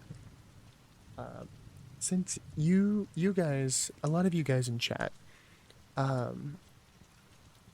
are mostly like newer followers. I want to give you a little lore insight to how you guys as a community are a part of my lore and how you shape it. So, Eve, you were like, "Oh, we're a part of the lore? Like this, each of us are part of the lore?" Yes, you are. And one way I can prove that is that when I first reached affiliate and was able to get redeems, I kind of added just stuff that I thought was fun, right?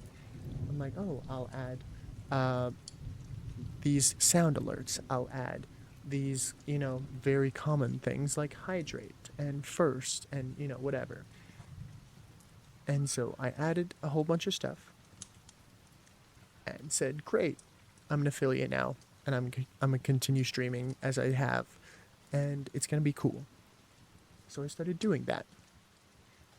And then I noticed that my community, you guys, your favorite redeem, or at least your most used redeem, was bonk.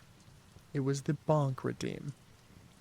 And so, when I debuted, not only did I add all my toggle redeems, because of course, but I upgraded the bonk redeem to not only have Eclepsis talk about it, counting how many times you bonk me while she's active, but also having it so there is the animation of you guys hitting me across the head.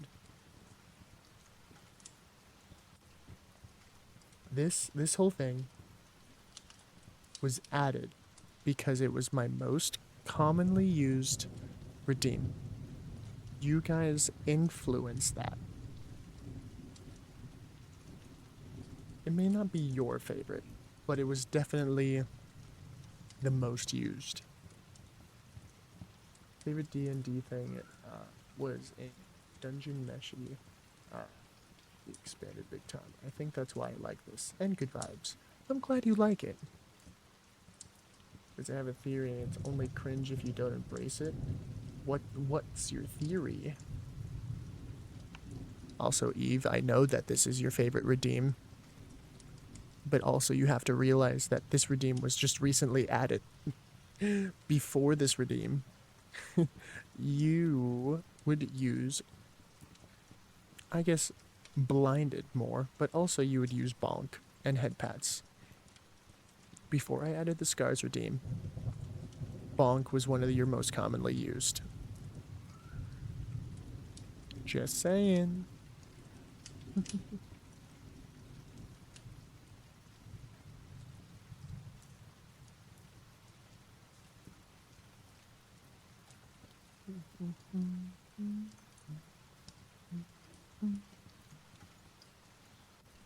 New goal, make scars the most used. It will not be. I'm sorry, but you are the only one redeeming it. And because it lasts 10 minutes and the cooldown for bonk is only like 30 seconds, you will not be able to stop the rampage of bonkers in my chat. I apologize, but the chat is too powerful. I will be concussed before you get scars to be the most used redeem.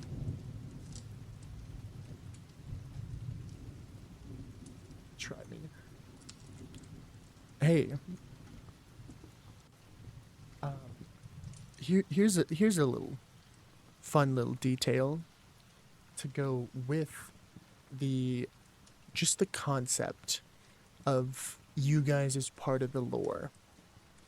Because bonk was used so often and I, gave it the extra pizzazz, I also added a completely another toggle that I basically call my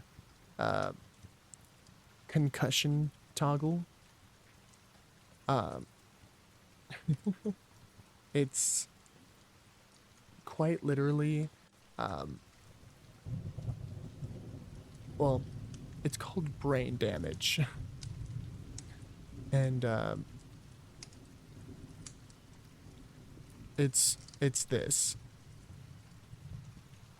Oh, never mind. Hold on. This is called brain damage. This toggle is called brain damage from the amount of times I'm getting bonked.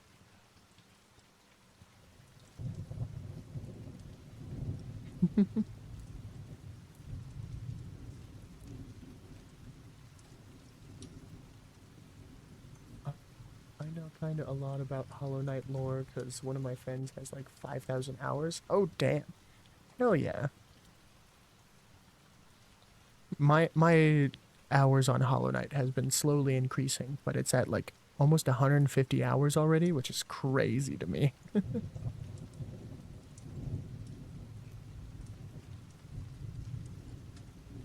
But yeah, brain damage toggle. Cause y'all be crazy.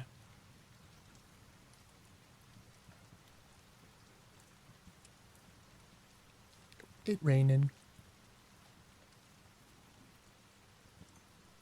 Brain damaged.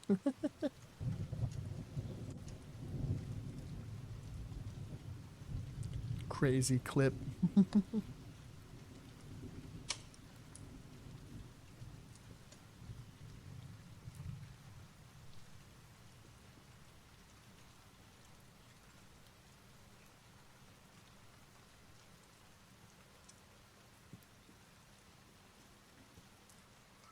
Your roof leak. Pretty much.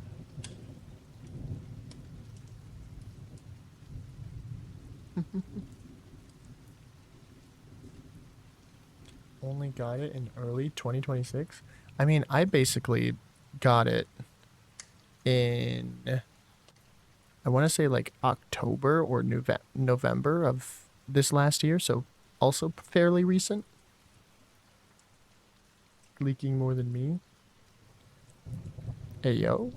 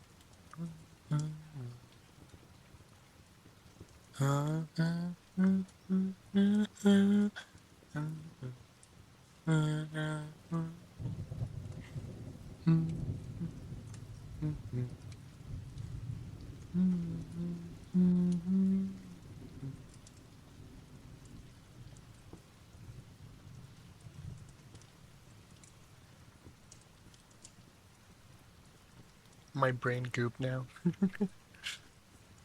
I apologize for the brain damage that I passed on.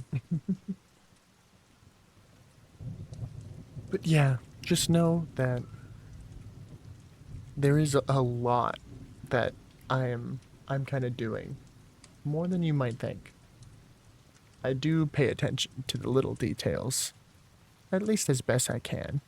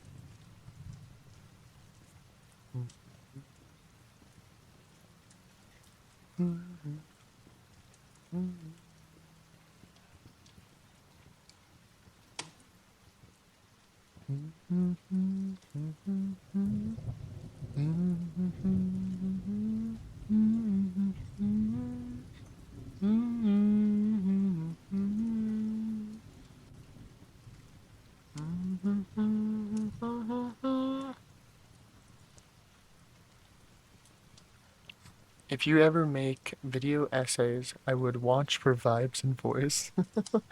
Wait, that's so sweet. I appreciate that. That's actually literally so sweet. Arrow, I hope you know like, how honored I feel from you. Like, the fan art, incredible. Amazing. I feel so honored and special. Because, like, a lot of, I'm gonna be real with you, a lot of, like, streaming beforehand, I was like, you know, being able to stream and being able to gain followers is one thing.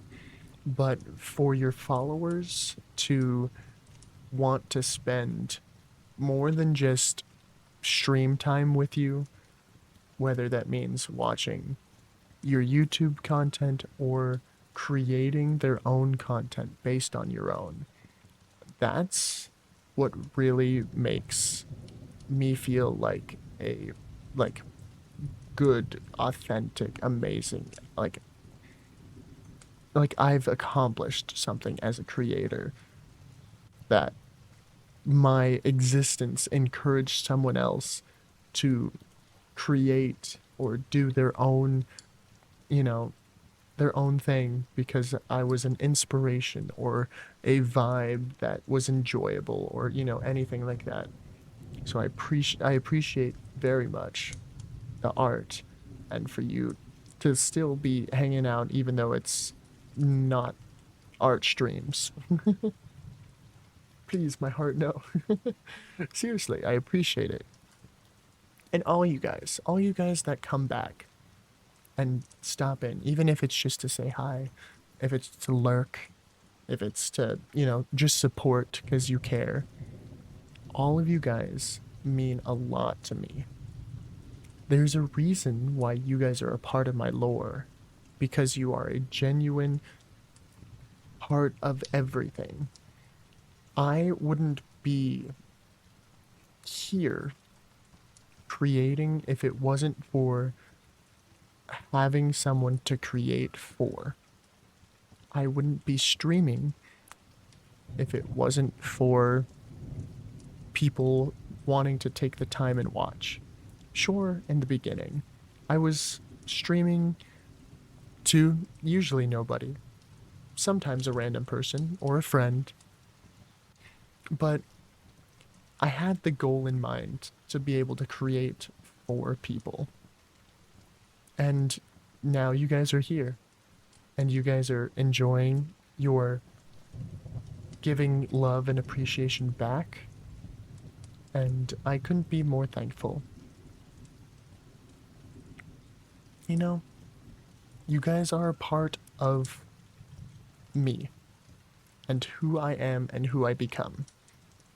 You guys will forever influence the trajectory of where I go and what I do. A lot of the funniest shit that is said is because a chatter said some funny ass shit, I can only be so funny, but you guys do a lot. There is so much that I couldn't do without you guys. So I appreciate you. Without you guys, there wouldn't be the community nights where I play games with you guys. If it wasn't for you guys, I wouldn't have made new friends in the space. If it wasn't for you guys, I wouldn't be having these plans to do an archipelago with you guys. You guys are all special, and you guys mean a lot to me. Never forget that you are important, that you are a crucial role in my existence. You guys matter. You guys are more than just text on a screen. You guys are living people, living, breathing people with your own lives and own experiences. But you are sharing your life, your experiences, your time your energy with me. And that is amazing. You are more than a viewer. You are more than a number. You are more than a chat. You are people. And you are a part of me as a creator, as Sylvius, as me as a whole. I at least think you are more important than me as the creator. But I also like to think of us as all very important pieces of a bigger puzzle. You know, sometimes you can't form an entire picture until you have all the pieces. And I'm just a piece of that puzzle, but so are you.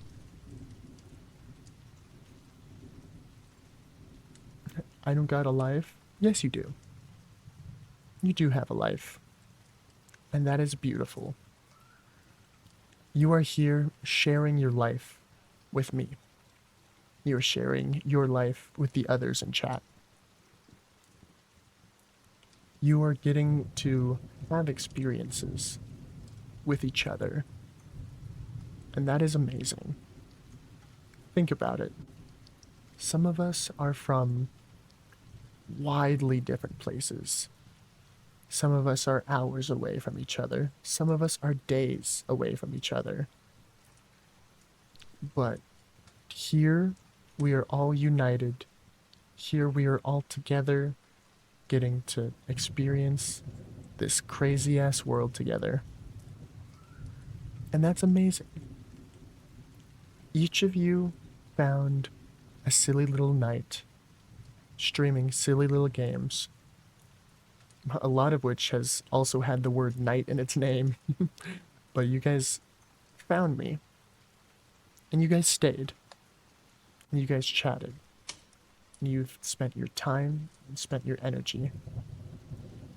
And that is amazing. You're getting to share that with me and the other people in chat. Regardless of the distance between us, the time of day it might be, whether we see the sun right now or whether we see the moon, or neither, because we're in our little dungeons in our basements. We are all a part of this crazy world. This crazy, vast, huge world. Yet we are all here together. And that's awesome. That's so cool. You know, if you came up to me a year ago and told me, hey, in a year, you will be a VTuber. You will have over 200 followers. You will have people making fan art. You'll have people who are amazed at your storytelling skills. You have people that are coming to your streams every single day, having weird turtles that have like a 25-day stream streak. And that's just gonna be a normal thing. I would have been like, what the fuck are you talking about? I'll be like, yeah, I want to be a VTuber, that would be cool. But I don't think I would believe that I would be in this position right now. Talking to you guys, experiencing this, having these feelings, having this one-on-one conversation with you guys. I didn't know if I would do ASMR, but here I am. I am doing it. We're having a cozy time together in a custom ASMR scene that I made a few days ago with included rain sounds and fire sounds that I added. Something that I didn't plan, but here I am. I've made videos for the YouTube channel that I didn't think I would ever make. I made a lore video for myself. I made a debut trailer. I made multiple debut trailers. I made a new series that I would have never thought of, that I don't think I would have ever thought to make before it randomly came to me just one day. A series where I sit down and talk to the audience and try to, you know, connect on a deeper level through shared experience, through shared pain, shared happiness. Nice clip. I made the little series, Sylvius's Safe Space, to talk about hard things. It's completely unscripted. I have ideas for more in the future. I just talk. Like we are now. Just talk. Talk about a singular topic. The hard stuff, the easy stuff. And you guys seem to like it. People that I know that aren't even in streams have found it and watched it. That's incredible. You know, a lot of people, some of which I even know myself, are so wrapped up in numbers. And I'm a math person. I have a small little minor, like I have a degree basically in mathematics. And yet numbers, when it comes to this, to content creation, is not just like something that necessarily matters. That is big. I don't look at the viewer count when I'm streaming. There's no reason to. Because you guys are not numbers. You guys are texts that I get to read and communicate with. You guys are messages. You guys are people. You know? You're more than a value, because you yourself are valuable. Hi, Bunny. Welcome in.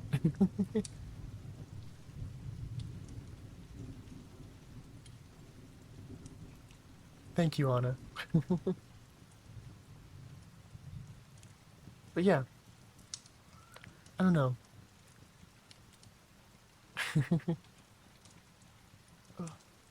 Sorry, just cracking my neck.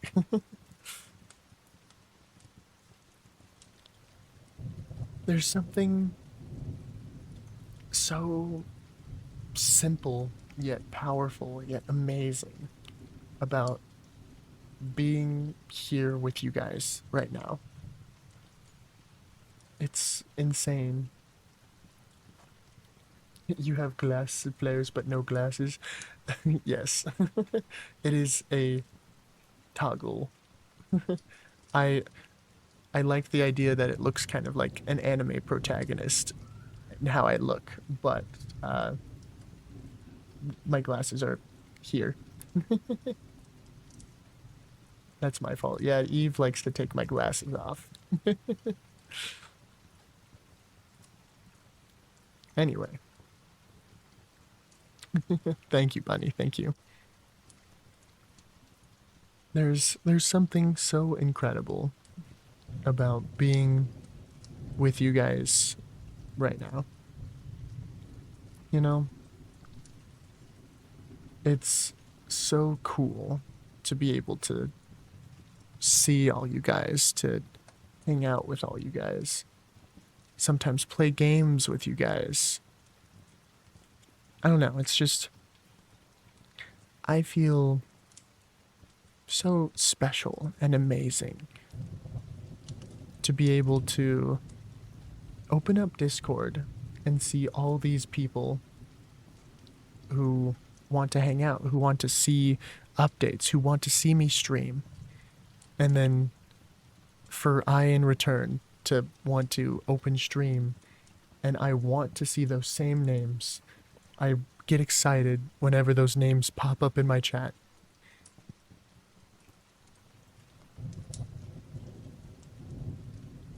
It is really insane how the internet connects strangers. But it's really cool. You guys are all special. All of you guys. Regardless of the lives that you live, whether you think that it's simple or boring or extravagant, insane, you guys all are very, very special. You guys are here with me.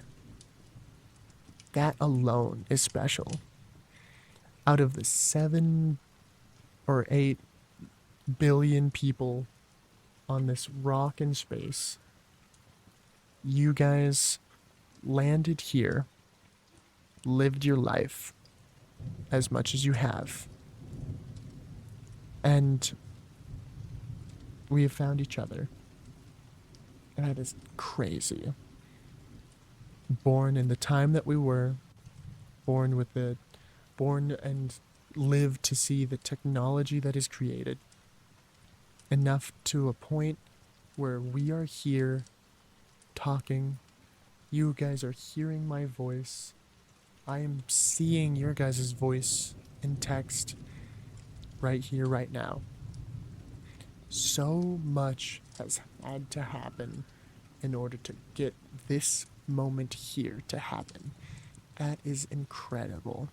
If you want to talk numbers, if you really want to think about the numbers, the possibilities for that, it's both such a small, minute chance, while also being a grandly infinite chance, which is so insane to think about. In a world of infinite possibilities where there could have been infinite alternate universes where one simple change could have changed the trajectory of everything, that makes it feel like there's such a small chance. But because everything is infinite, there's such a high chance at the same time. It's so crazy, weird, but it's special.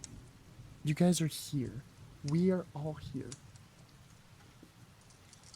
And never forget that that's special.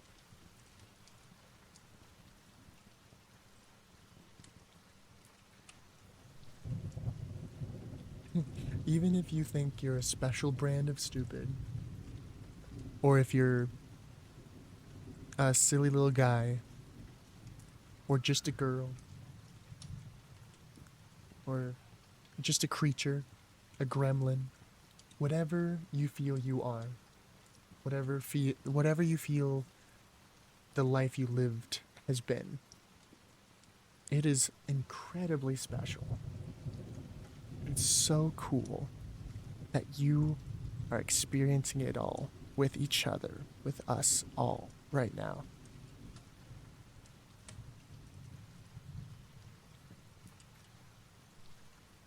Yeah, there is always that question of like, what would this be like? Like, just, it's insane. It's insane. Like, there's a big reason I love to continually support and praise the people that inspired me, because without that inspiration, so much stuff would not have happened. For example, if YouTube wasn't a thing, I don't know where I would be.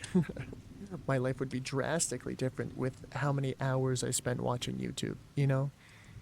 My jokes, my humor, my personality would probably be different. The simple fact that I found a young Markiplier way back in the day, like a decade or more ago, I found a Markiplier playing silly little horror games. I grew up watching this guy, and he and his kindness and his generosity and his energy towards the world and the energy towards content creation inspired me to want to be a content creator. I then decided to start doing that. I used to have a YouTube channel that I used to make videos for when I was young. So young, I had a prepubescent voice in some of those videos, and some of them I actually grew older into like high school age, and I recorded videos, gaming videos, inspired by Markiplier. And at least when I was a kid, I wanted to be a Minecraft YouTuber, unfortunately, because of all the Minecraft YouTubers. Sky Does Minecraft, Diamond Minecart, Sunday, you know, all the big old names that I'm sure many of you guys might be familiar with. I wanted to be a Minecraft YouTuber. So I did. I started doing that.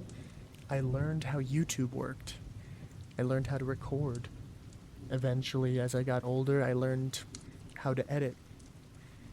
And then eventually I scrapped that all. I'm like, no, I need to start fresh. And so got rid of that, and around that time I discovered VTubers. Well, to be fair, I think I discovered it a few years before I scrapped my old YouTube. But I discovered VTubers, and I'm like, wow, this is cool. I really enjoy this space. I enjoy the energy. I found, at least my biggest one, I found Cottontail VA. I found her streams and well, I found her on YouTube first because I was on YouTube before I was ever on Twitch. I found her YouTube. I'm like, funny haha, funny lady haha, awesome. And about I want to say 3-4 years ago, I had some life events that made me fall into a very, very deep depression. And I ended up opening Twitch, and I ended up watching a stream of Cottons. And that alone helped me a lot. Eventually, I followed her enough where I saw her do her first ever charity live stream. It was for her birthday, and it was for cancer research. Raised over $100,000 doing a 24-hour stream on her birthday, using literally her entire birthday to raise money for charity. That was inspirational. The silliness, the goofiness, the fun energy, but also the love and care that went into wanting to make do charity for a special day like your own birthday was inspiring. And then, since, of course, me watching Markiplier, I also watched Jacksepticeye, and, you know, he's been doing the program known as Thankmas for like 7 years. He used to be online, like all streamed online, where you'd just raise money for charities during, like, in the between time of Thanksgiving and Christmas. He did 2 in-person live streamed Thankmasses, and I attended both. Again, it's a big charity event, getting basically a bunch of friends together to encourage people and, you know, bring a big community together, rise up together, do things for good, do things for each other, have a good time, have good energy. there was so many good vibes and good, powerful inspiration from the creators that I loved. And so combining the YouTube side of Mark Jacksepticeye and the VTube side of Cotton, of Tricky, of, that whole gang of VTubers that I ended up discovering, bringing the fun energy, the creative energy, the kind, caring energy. It was inspiring to make me want to stream, to make me want to be a VTuber, to be Sylvius, to have a story, to have lore. I saw multiple debuts where lore became a thing, and I'm like, oh, this is cool. I would love to have lore. Love to be able to create a story. Love to be able to build a community where I could do good, where I could bring happiness and bring joy and bring comfort. I watched ASMR streams and saw, wow, this is powerful. This is inspirational. It's comforting to people. It's bringing joy to people. From normal YouTube content to stream content to ASMR to charity, everything was for the community and for a good vibe and a good energy. And I don't know, it was a lot of things that brought me to this point right now. And this is just in terms of the inspiration side. I got very lucky with the PC setup that I have, and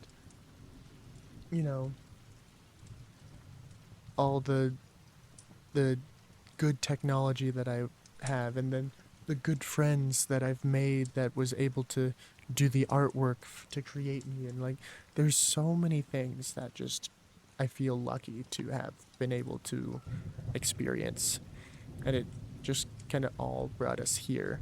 At least it brought me here, and I think that's really cool. And I want to follow in the footsteps of the people that inspire me. I want to be able to create. I want to be able to spark joy. Uh, I want to be able to bring comfort, love, safety, care to you guys, to people that I may never know the names of.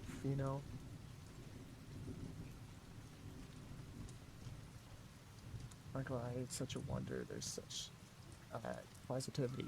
I agree. I agree. I was lucky to find a lot of communities that were very positive, just in general.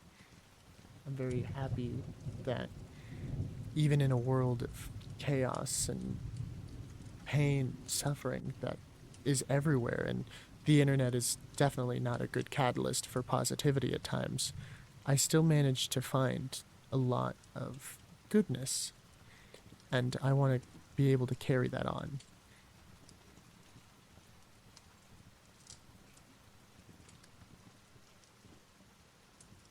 I'm very cynical, very happy you did this. Yeah. To be honest, I am very much like a pessimist. I always give myself low expectations. I always expect, the worst, or, I keep my expectations low. I don't always think highly of the world in general. But because of inspirations, because of how I was brought up, because of the person I am, I don't want to spread the negativity or the feelings or thoughts that I might have, but rather know how to acknowledge them, but still shine a light of positivity to bring positivity to those who might be in a similar mindset or be trapped in that similar feeling. Um, ever, ever since I was a kid, like really, really little, like probably elementary school, like first grade, second grade, somewhere in there. Uh, there was a point where, every parent is like, oh, what do you want to be when you grow up? And as I was a kid, my answer was a vet. I wanted to be a vet because I wanted to help animals until I inevitably learned how sad that profession would be, and I ended up straying away from that. But um,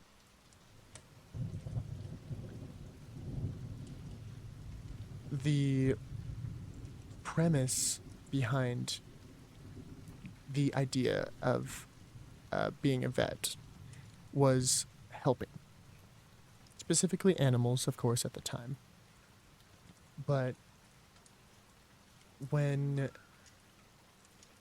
eventually I was like, oh, the sad parts, I don't want to be a vet anymore.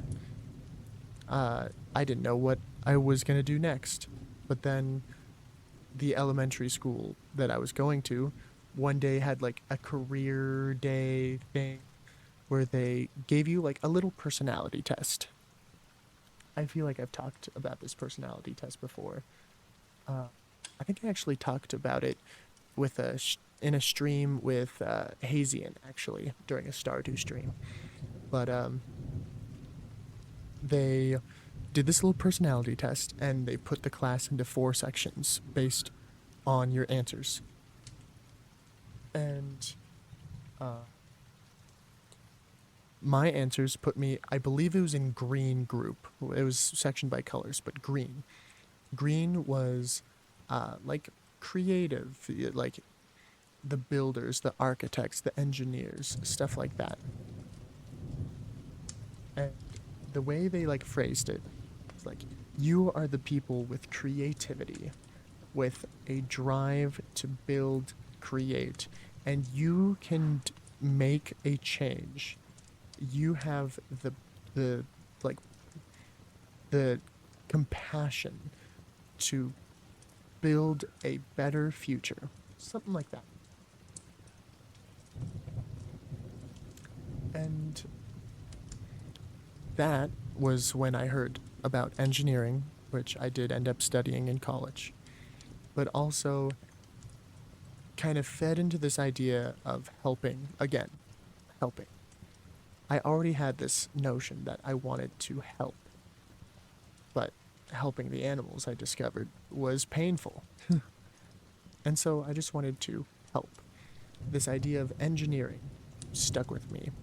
Eventually, as I learned more of what engineering was, I'm like, okay, I think by like 5th grade, I had this idea of engineering, and they had like a science fair. And as a child, mind you, they're like, you have to create an invention and you have to present it in the science fair. And I'm like, what the fuck am I gonna do? I'm a dumb little kid. Even though I'm smart in my educational stuff, I didn't know what to do. Eventually, my little science fair thing was a mechanical arm that was designed to help elderly or older people who had trouble bending over reach things that were on the ground. Basically, it was just like, those like little plastic like robot hands that you can grab from like the dollar store, or it's like you go to an arcade and you can win it as a prize kind of thing. It was literally like one of those. It's just like, a hand powered little extendo hand, little claw, right? And my mind as a child was like, this creation is to help elderly people or people with back problems or people who can't bend over to pick things up off the ground or grab things that are far away. And that was like the first time that my brain's like, I can create things to help people. Eventually, I found Markiplier, and Markiplier was like in a lot of his early on videos, especially at the big milestones where he was getting all emotional and bubbly and stuff. He would be like, he wanted to create joy for people. He wanted, like, getting comments from people that said, hey, you made my day better. Hey, I was going through a lot and watching you helped. Like, him talking about that was another big boom. Wow. You can help people and you can leave an impact, a crazy impact. It could change someone's life for the better. And just like this idea of helping people kind of stuck with me. And another thing I distinctly remember, like, my mom kind of raised me to be like, hey, always try to help the adults around you. If they need something, ask, like, hey, can I help you with this? Hey, can I help you with this? She would definitely encourage this idea of helping people.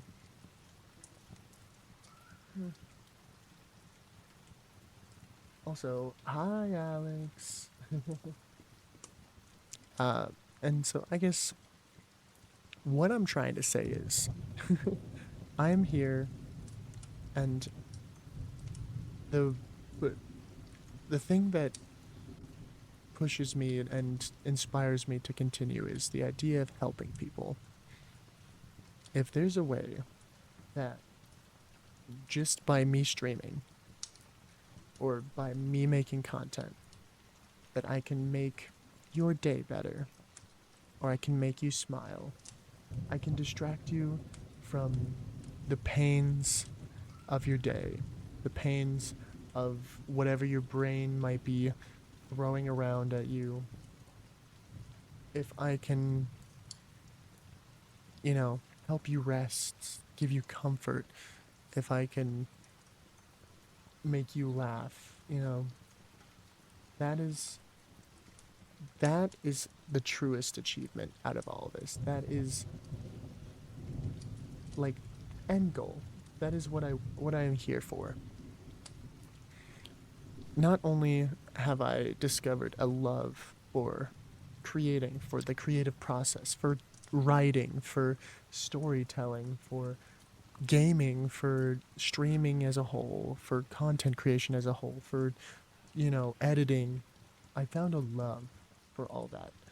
Found a love of photography, a love of cinematography. I found a love for all these.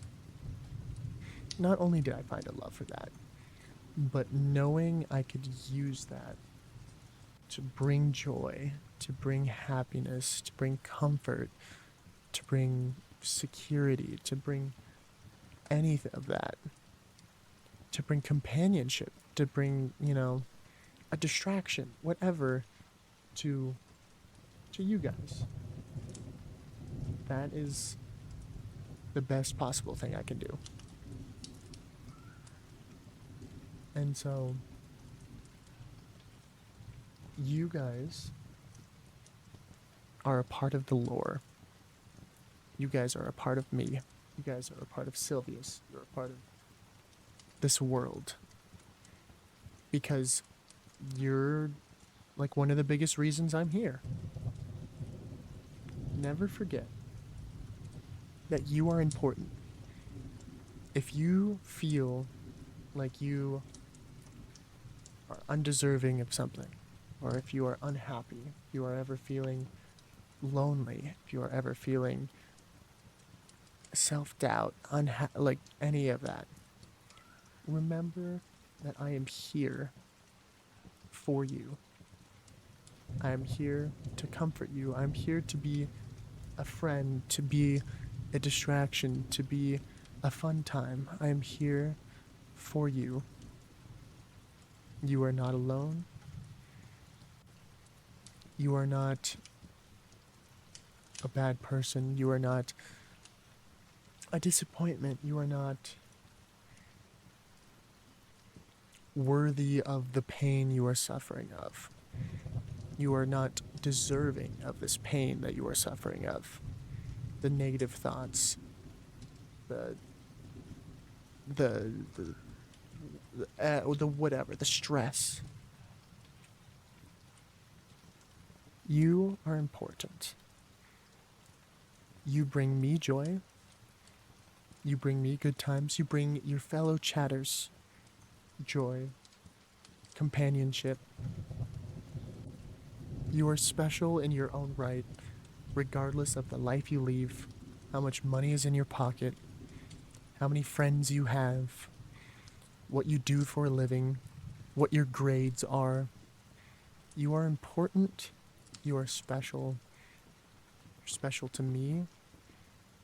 You are amazing in your own right. You are special. You are a breathing, living human, and you are here. You're here now, and you are with us, and that is amazing.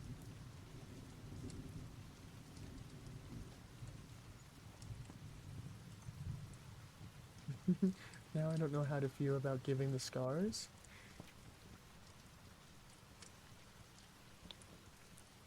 The scars. The scars show us that we have been through hardship, that we have gone on adventures, good, bad, ugly, scary, fun, terrifying, amazing. The scars are part of us. And even if they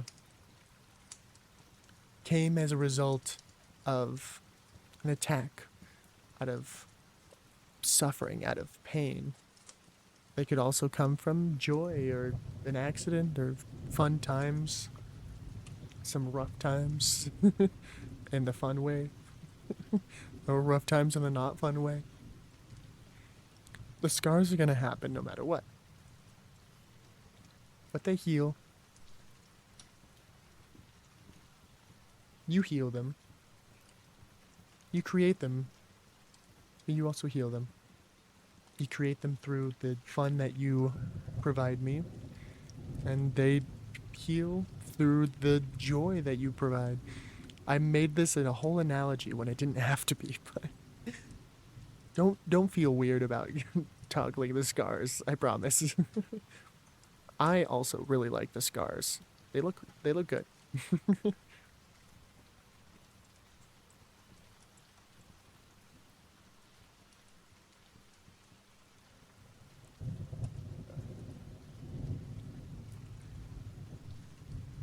Yeah.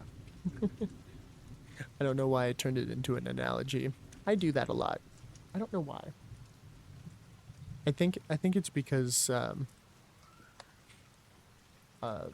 from I've like tutored. I've done tutoring for people before. I've helped them because I excelled in math. So a lot of people don't have that mathematical gift. So I tutored a lot of people, and I guess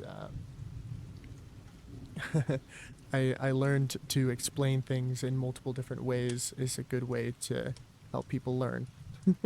So me making that metaphor out of nowhere is just to get my point across that everything is good. We are in this together and it's going to be a fun time, even through the rough times, you know? That's the message. You have really hit me in the feels. Well, you guys have hit me in the feels. Know that it goes both ways. It really does. Even if you just if you feel like you're just, you know, being a chatter, typing random bullshit into a chat box, you're more than that. You hit me in the feels. Every time I see a name come up again and again, it makes me so happy. It gives me so much joy. Anytime you guys interact in my Discord server, it gives me joy, it gives me happiness to see that even not live, you guys are active and talking to each other, talking to me.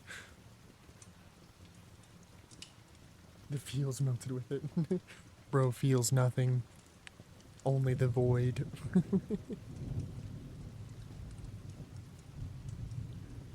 But yeah.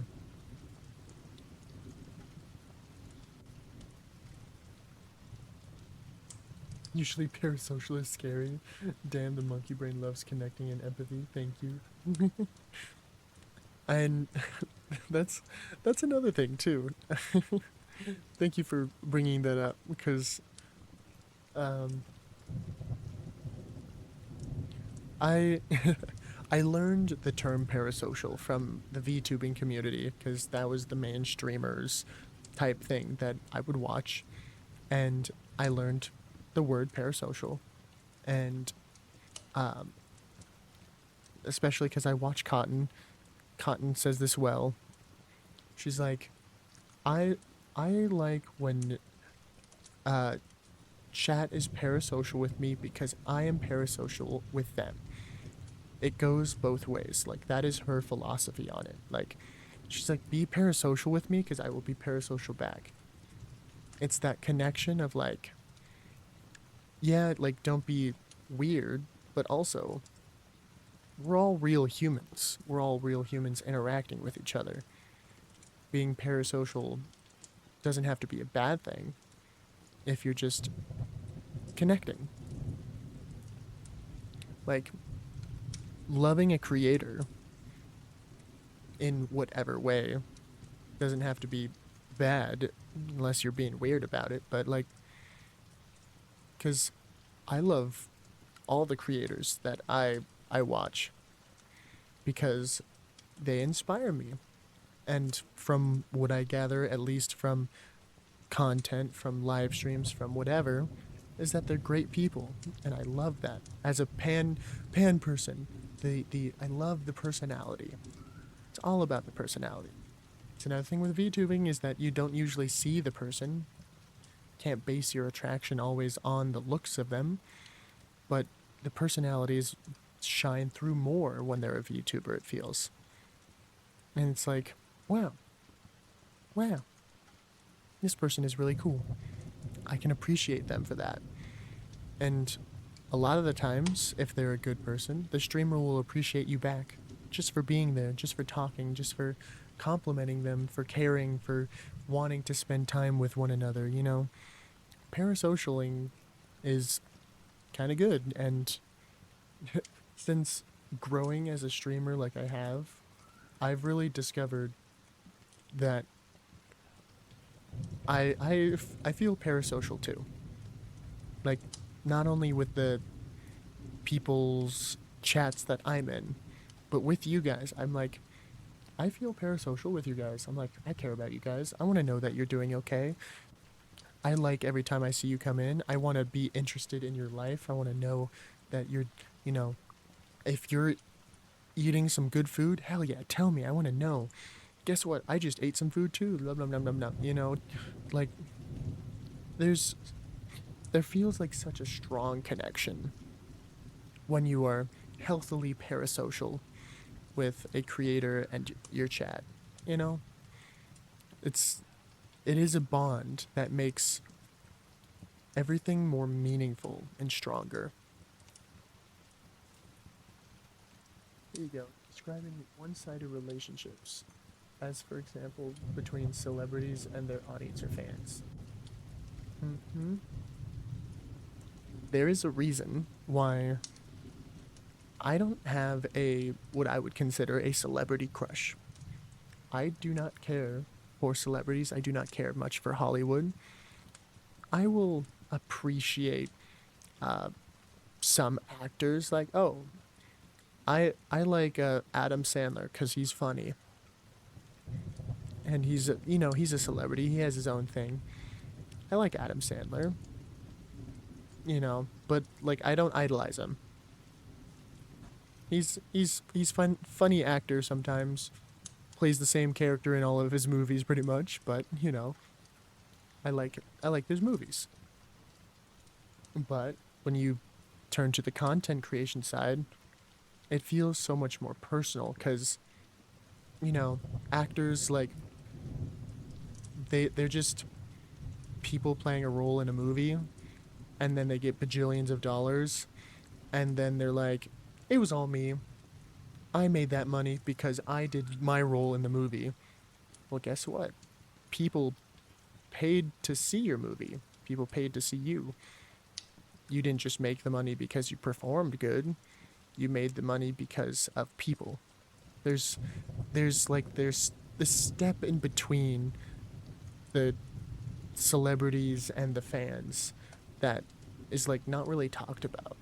But with content creators, it's so much more direct. And I think that's pretty cool. I idolize streamers and content creators more, especially after like watching them for long periods of time, seeing how they are, seeing what the kind of people that they are, and seeing like what they're doing with their creation, what they're, you know, if they have any special purpose or reasoning or things that they like what inspires them, like why they enjoy creating, like, you know, discovering that thing about creators and seeing their love for their communities is so much more powerful than celebrities doing their thing.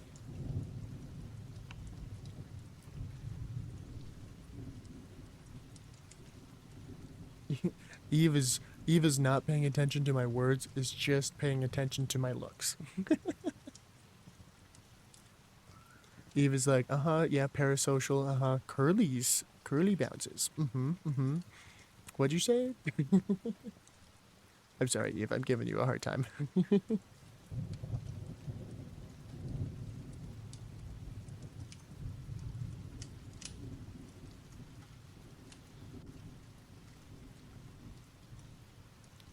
Yeah, it's like that's why there's, you know, you always see that saying, it's like, oh, never meet your heroes, kid. But like that's usually when you meet some sort of celebrity and they're like a drunk high asshole cuz, you know, they got all this money and they don't have cares in the world cuz they just do what they want. Like that sucks.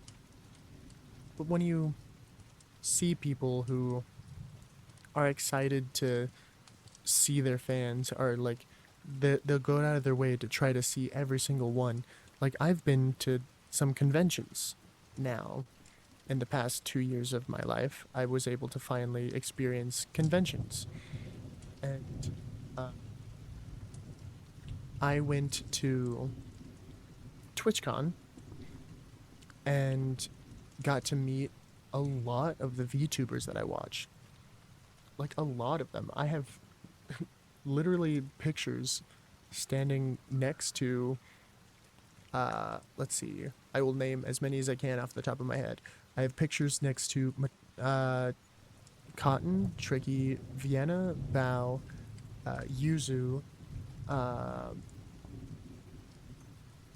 Silvervale, Numi, uh, Opie Katy Cat, Fufu, uh,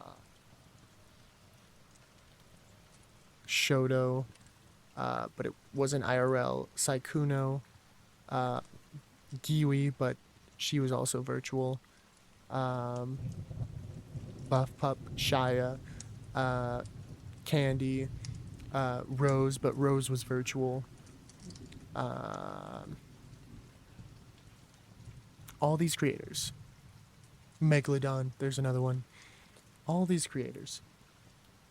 I got to have conversations with, and though I didn't take a picture with her because she, uh, there's two VTubers or four VTubers that I couldn't take pictures with because they didn't want pictures, and that was Mataracon, Shy Lily, Nyaners, and Lord Aethelstan.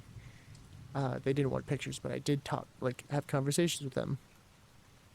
And talking to some of these creators, having that one-on-one human interaction, not just behind a chat window, having that one-on-one connection, having that conversation, even though some of them were shorter than others, but you have to understand it's a lot harder to communicate to uh, a group of over 1,000 people when it's not a chat window going by at, you know, 5 chats a second. But having conversations with these people makes the connection all the more human and seeing them get excited when you're excited, seeing, you know, their reaction to something you created, seeing their reaction to you talking about something that they created. Like, that's why, like, I've heard from some of these creators, when you compliment something that they do in person and you're like, hey, I love this thing that you created, they're like, oh, let's go, that's awesome, thank you so much. Because it's like, it's such a stronger connection than like any celebrity interaction that I've ever had.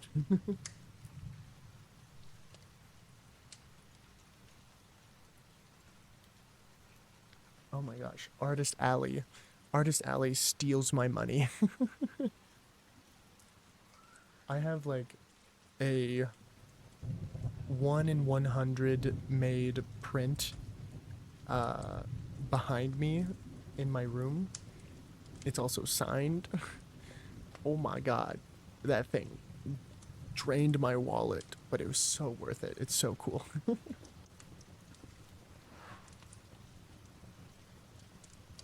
Also, damn, so many. Yeah, yeah.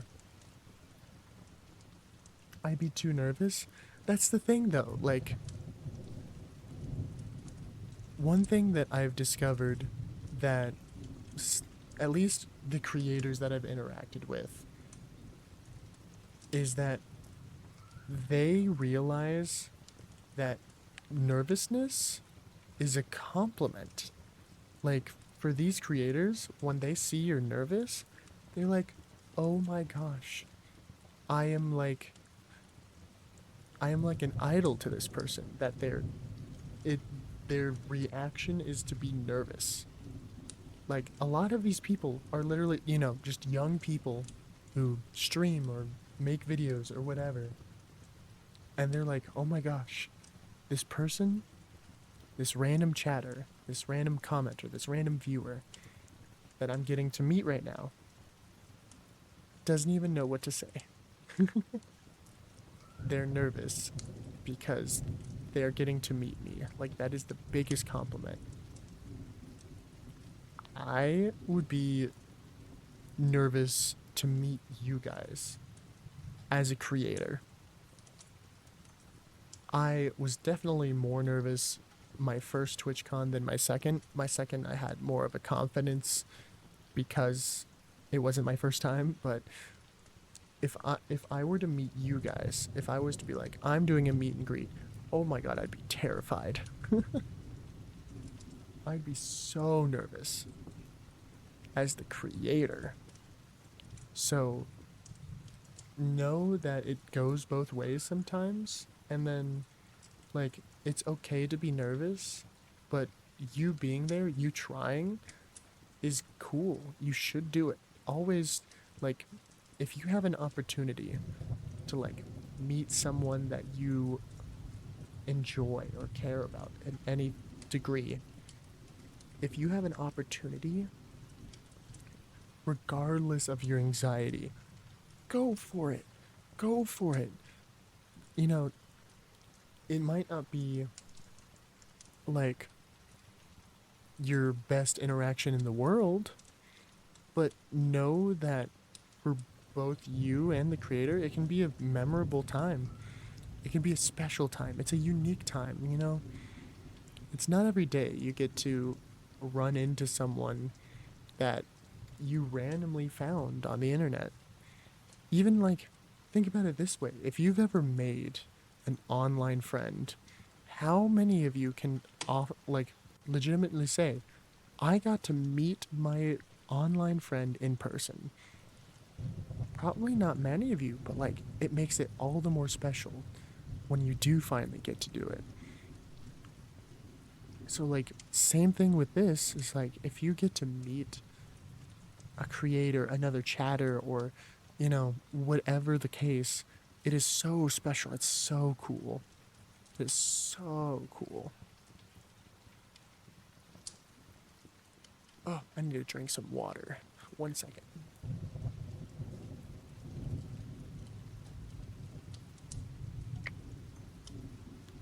Oh my goodness.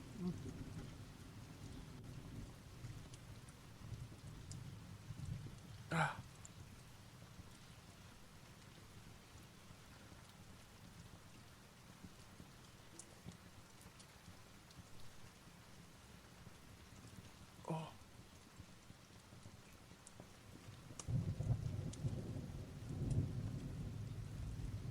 holy shit, chat.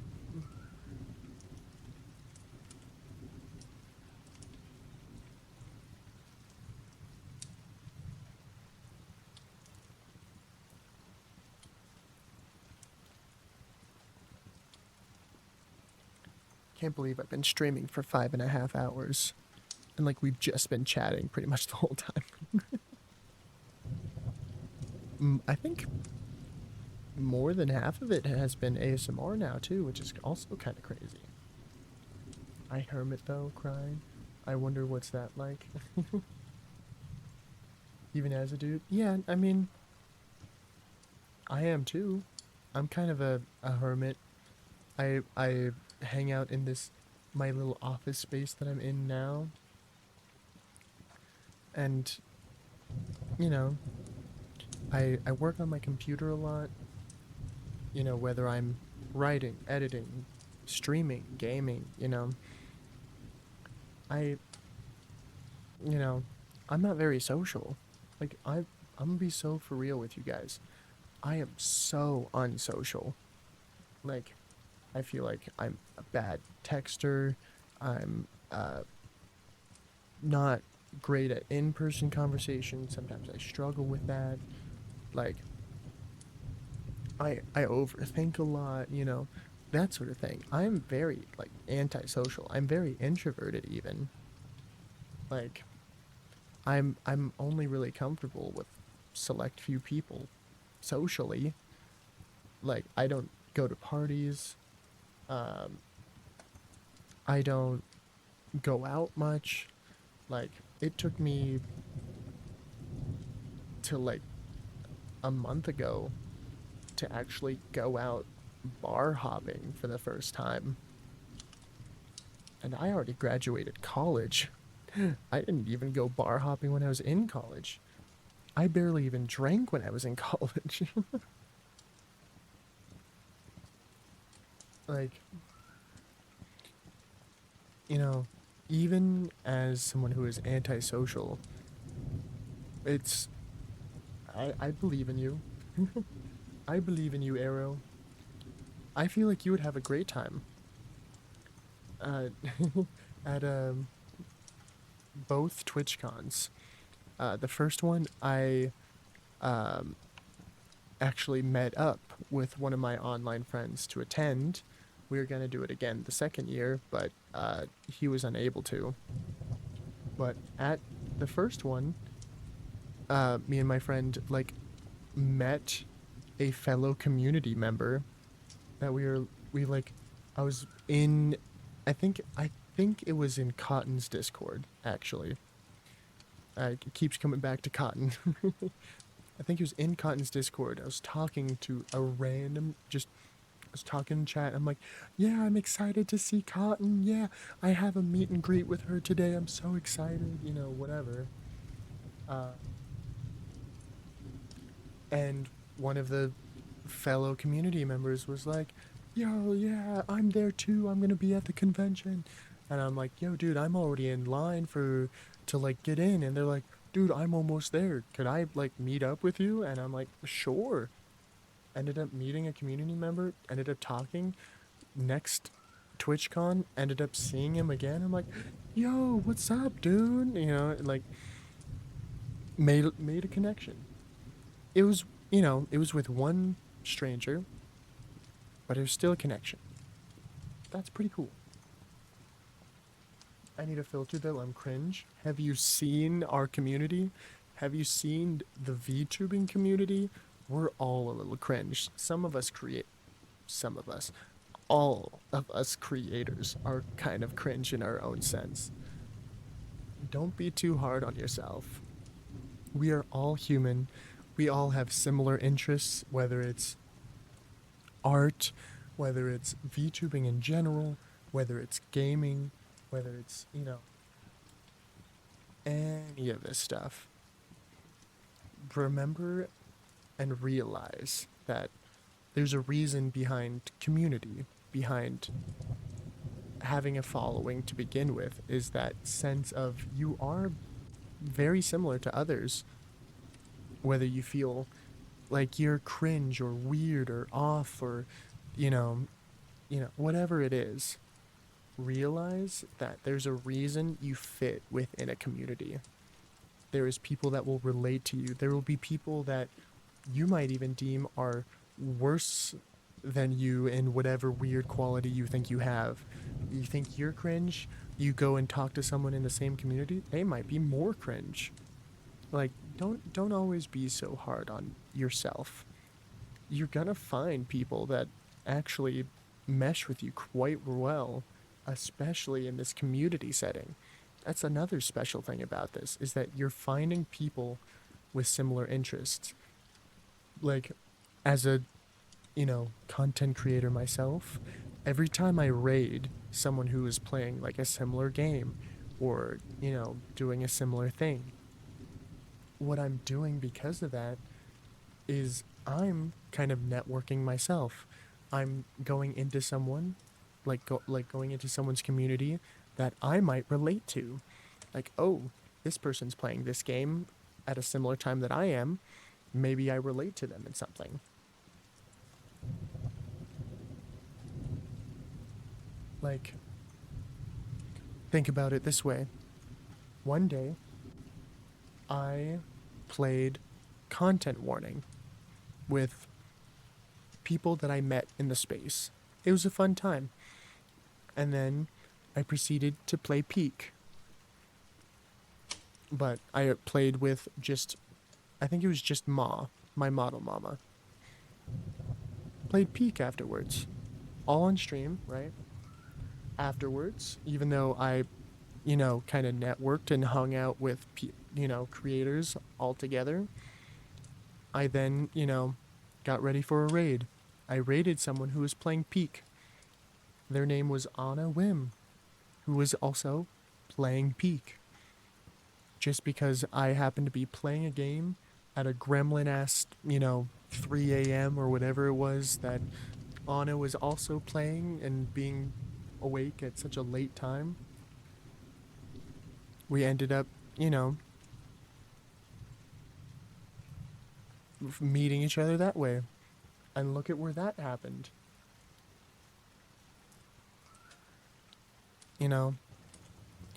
I was able to network just through a raid. Found someone that is in the VTubing community playing a game that I was just playing, and I ended up connecting with and becoming friends with. Like,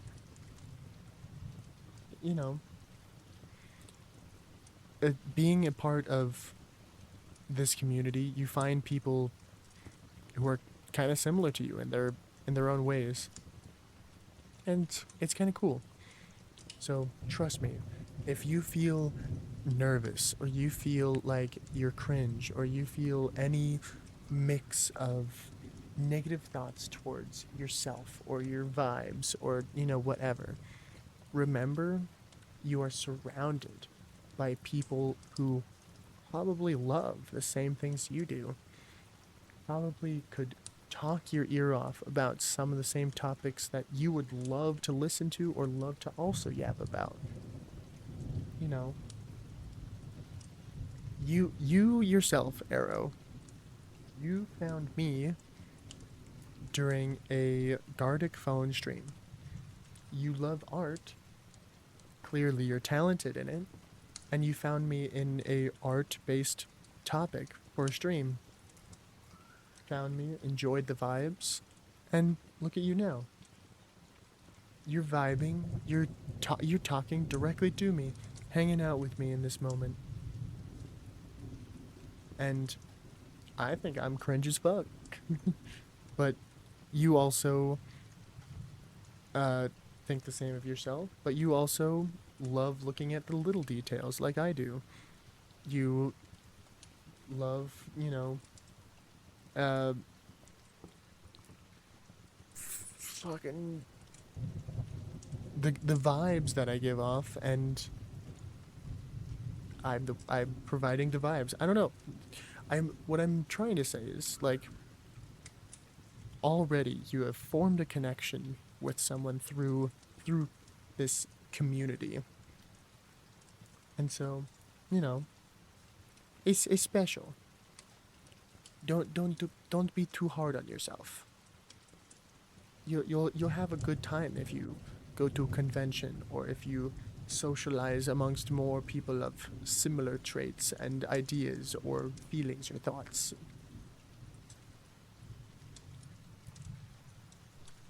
I don't remember how I got here.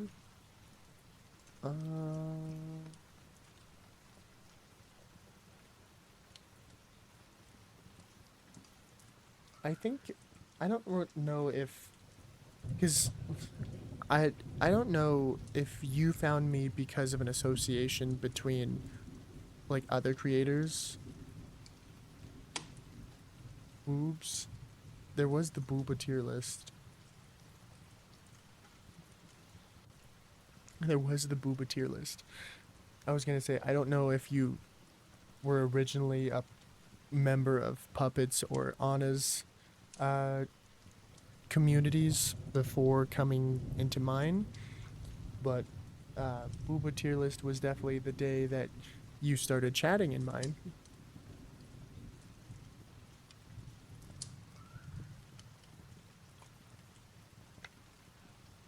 Oh, my throat is starting to hurt, chat.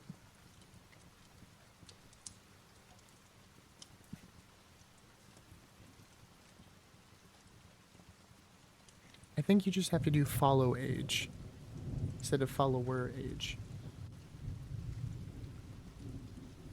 Damn. Chat, why is Sylvia's not following me? This is fucked up.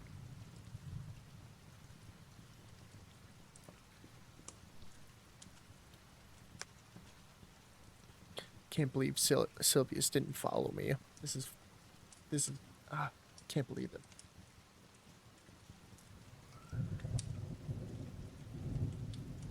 When you think you know someone, not even following, crazy.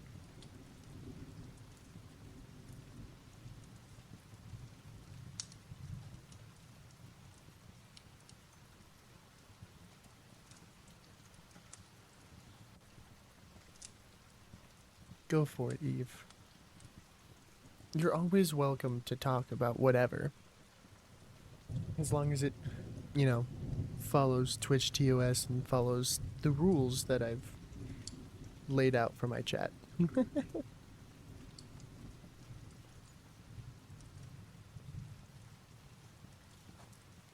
Oh.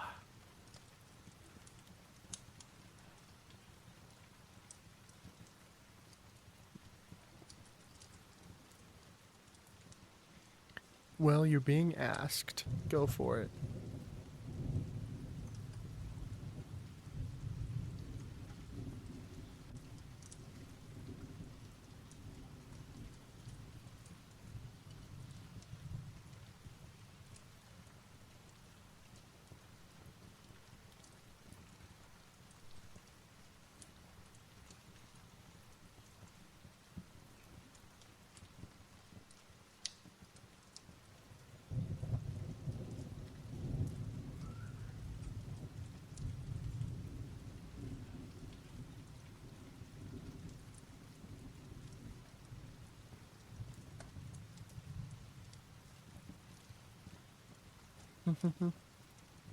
Yes, please, sire.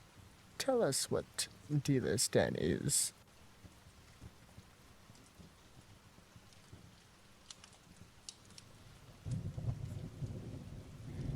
Please do the telling.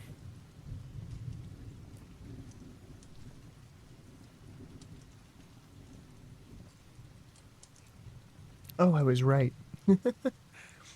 I'm like, I'm pretty sure I already know what this is. I was so correct.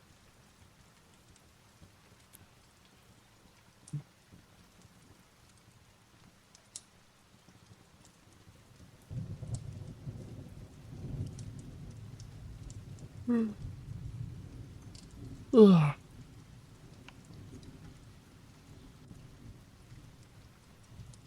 All right, chat. I'm starting to get sleepy myself. So, I'm going to wrap up by just kind of giving you some soft humming as I find someone to raid. I'm going to keep us in the ASMR realm most likely because I want to keep the cozy vibes going and hopefully put the rest of you to bed.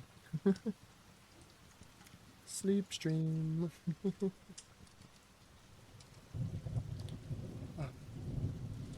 Definitely getting eepy, but hope you enjoy some humming as I figure out where we're going.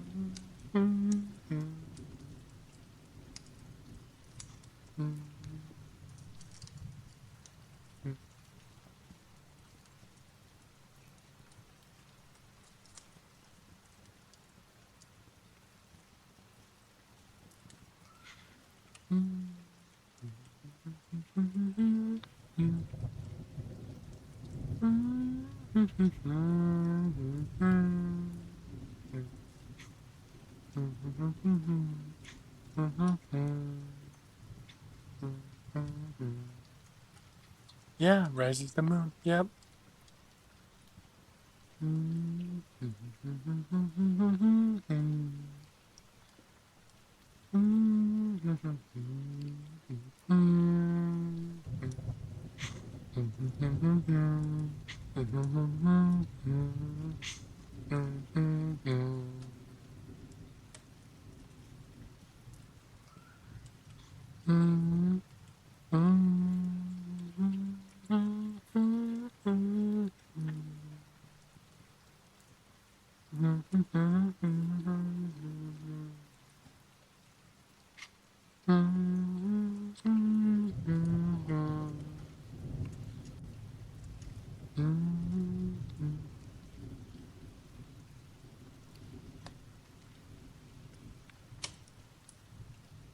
Cotton does a cover of it on her little ASMR album.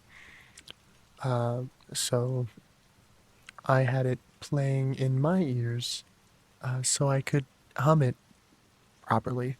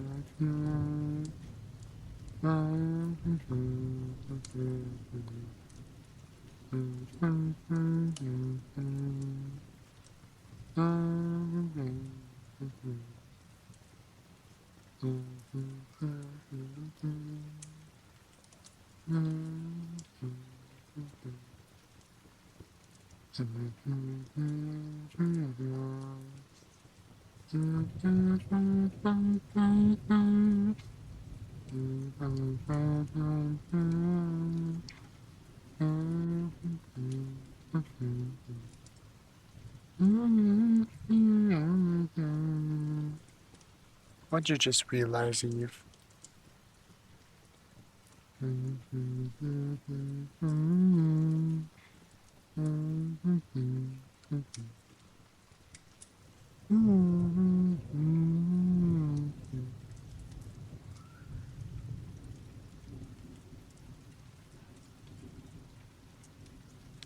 Ooh, nice.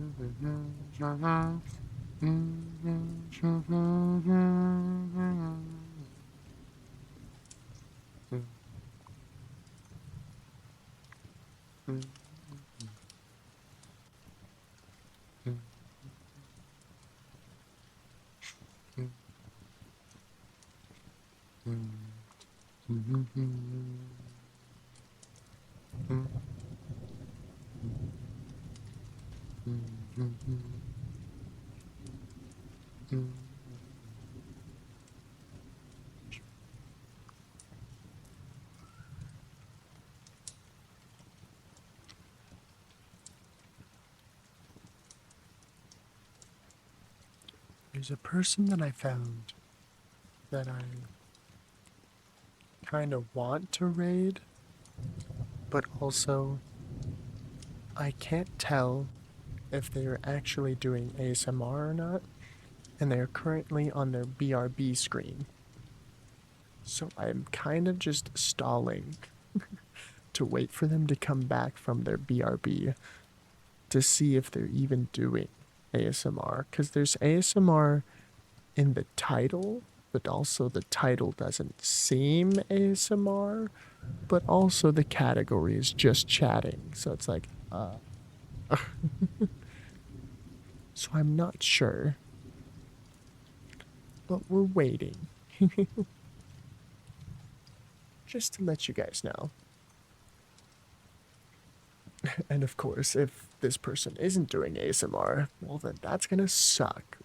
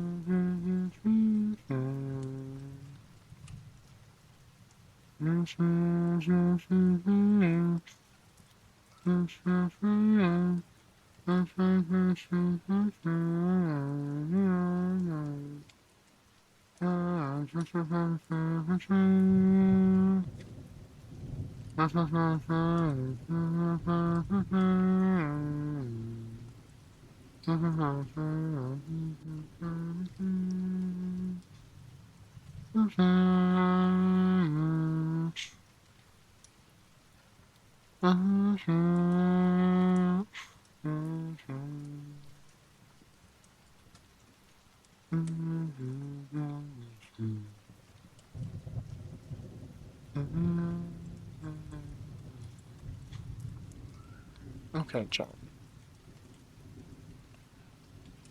I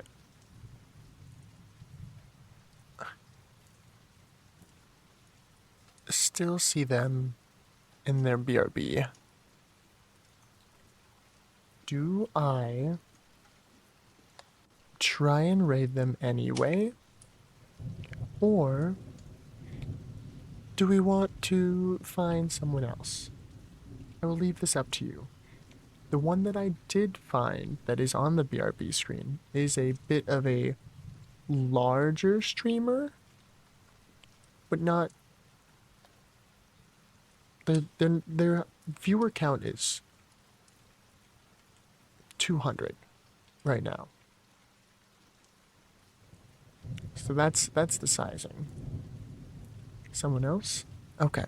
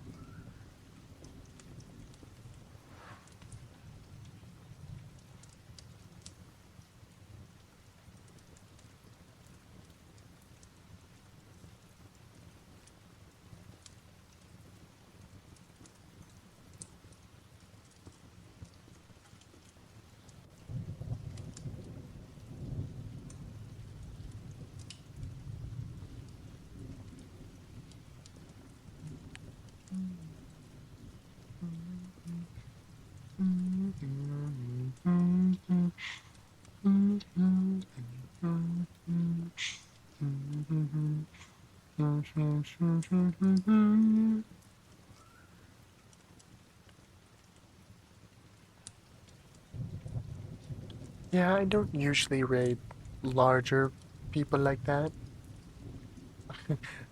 Iron Mouse is streaming Resident Evil. That is not the energy I want to transition into.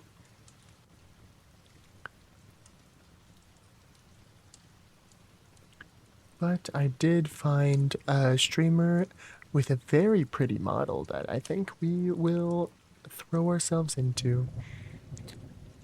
So thank you so much for hanging out with me. Thanks for feeling the feels with me. I hope you kind of enjoyed the low energy ASMR vibes. I kind of enjoyed it. I hope that it was soothing and that you guys enjoyed it. And we'll figure out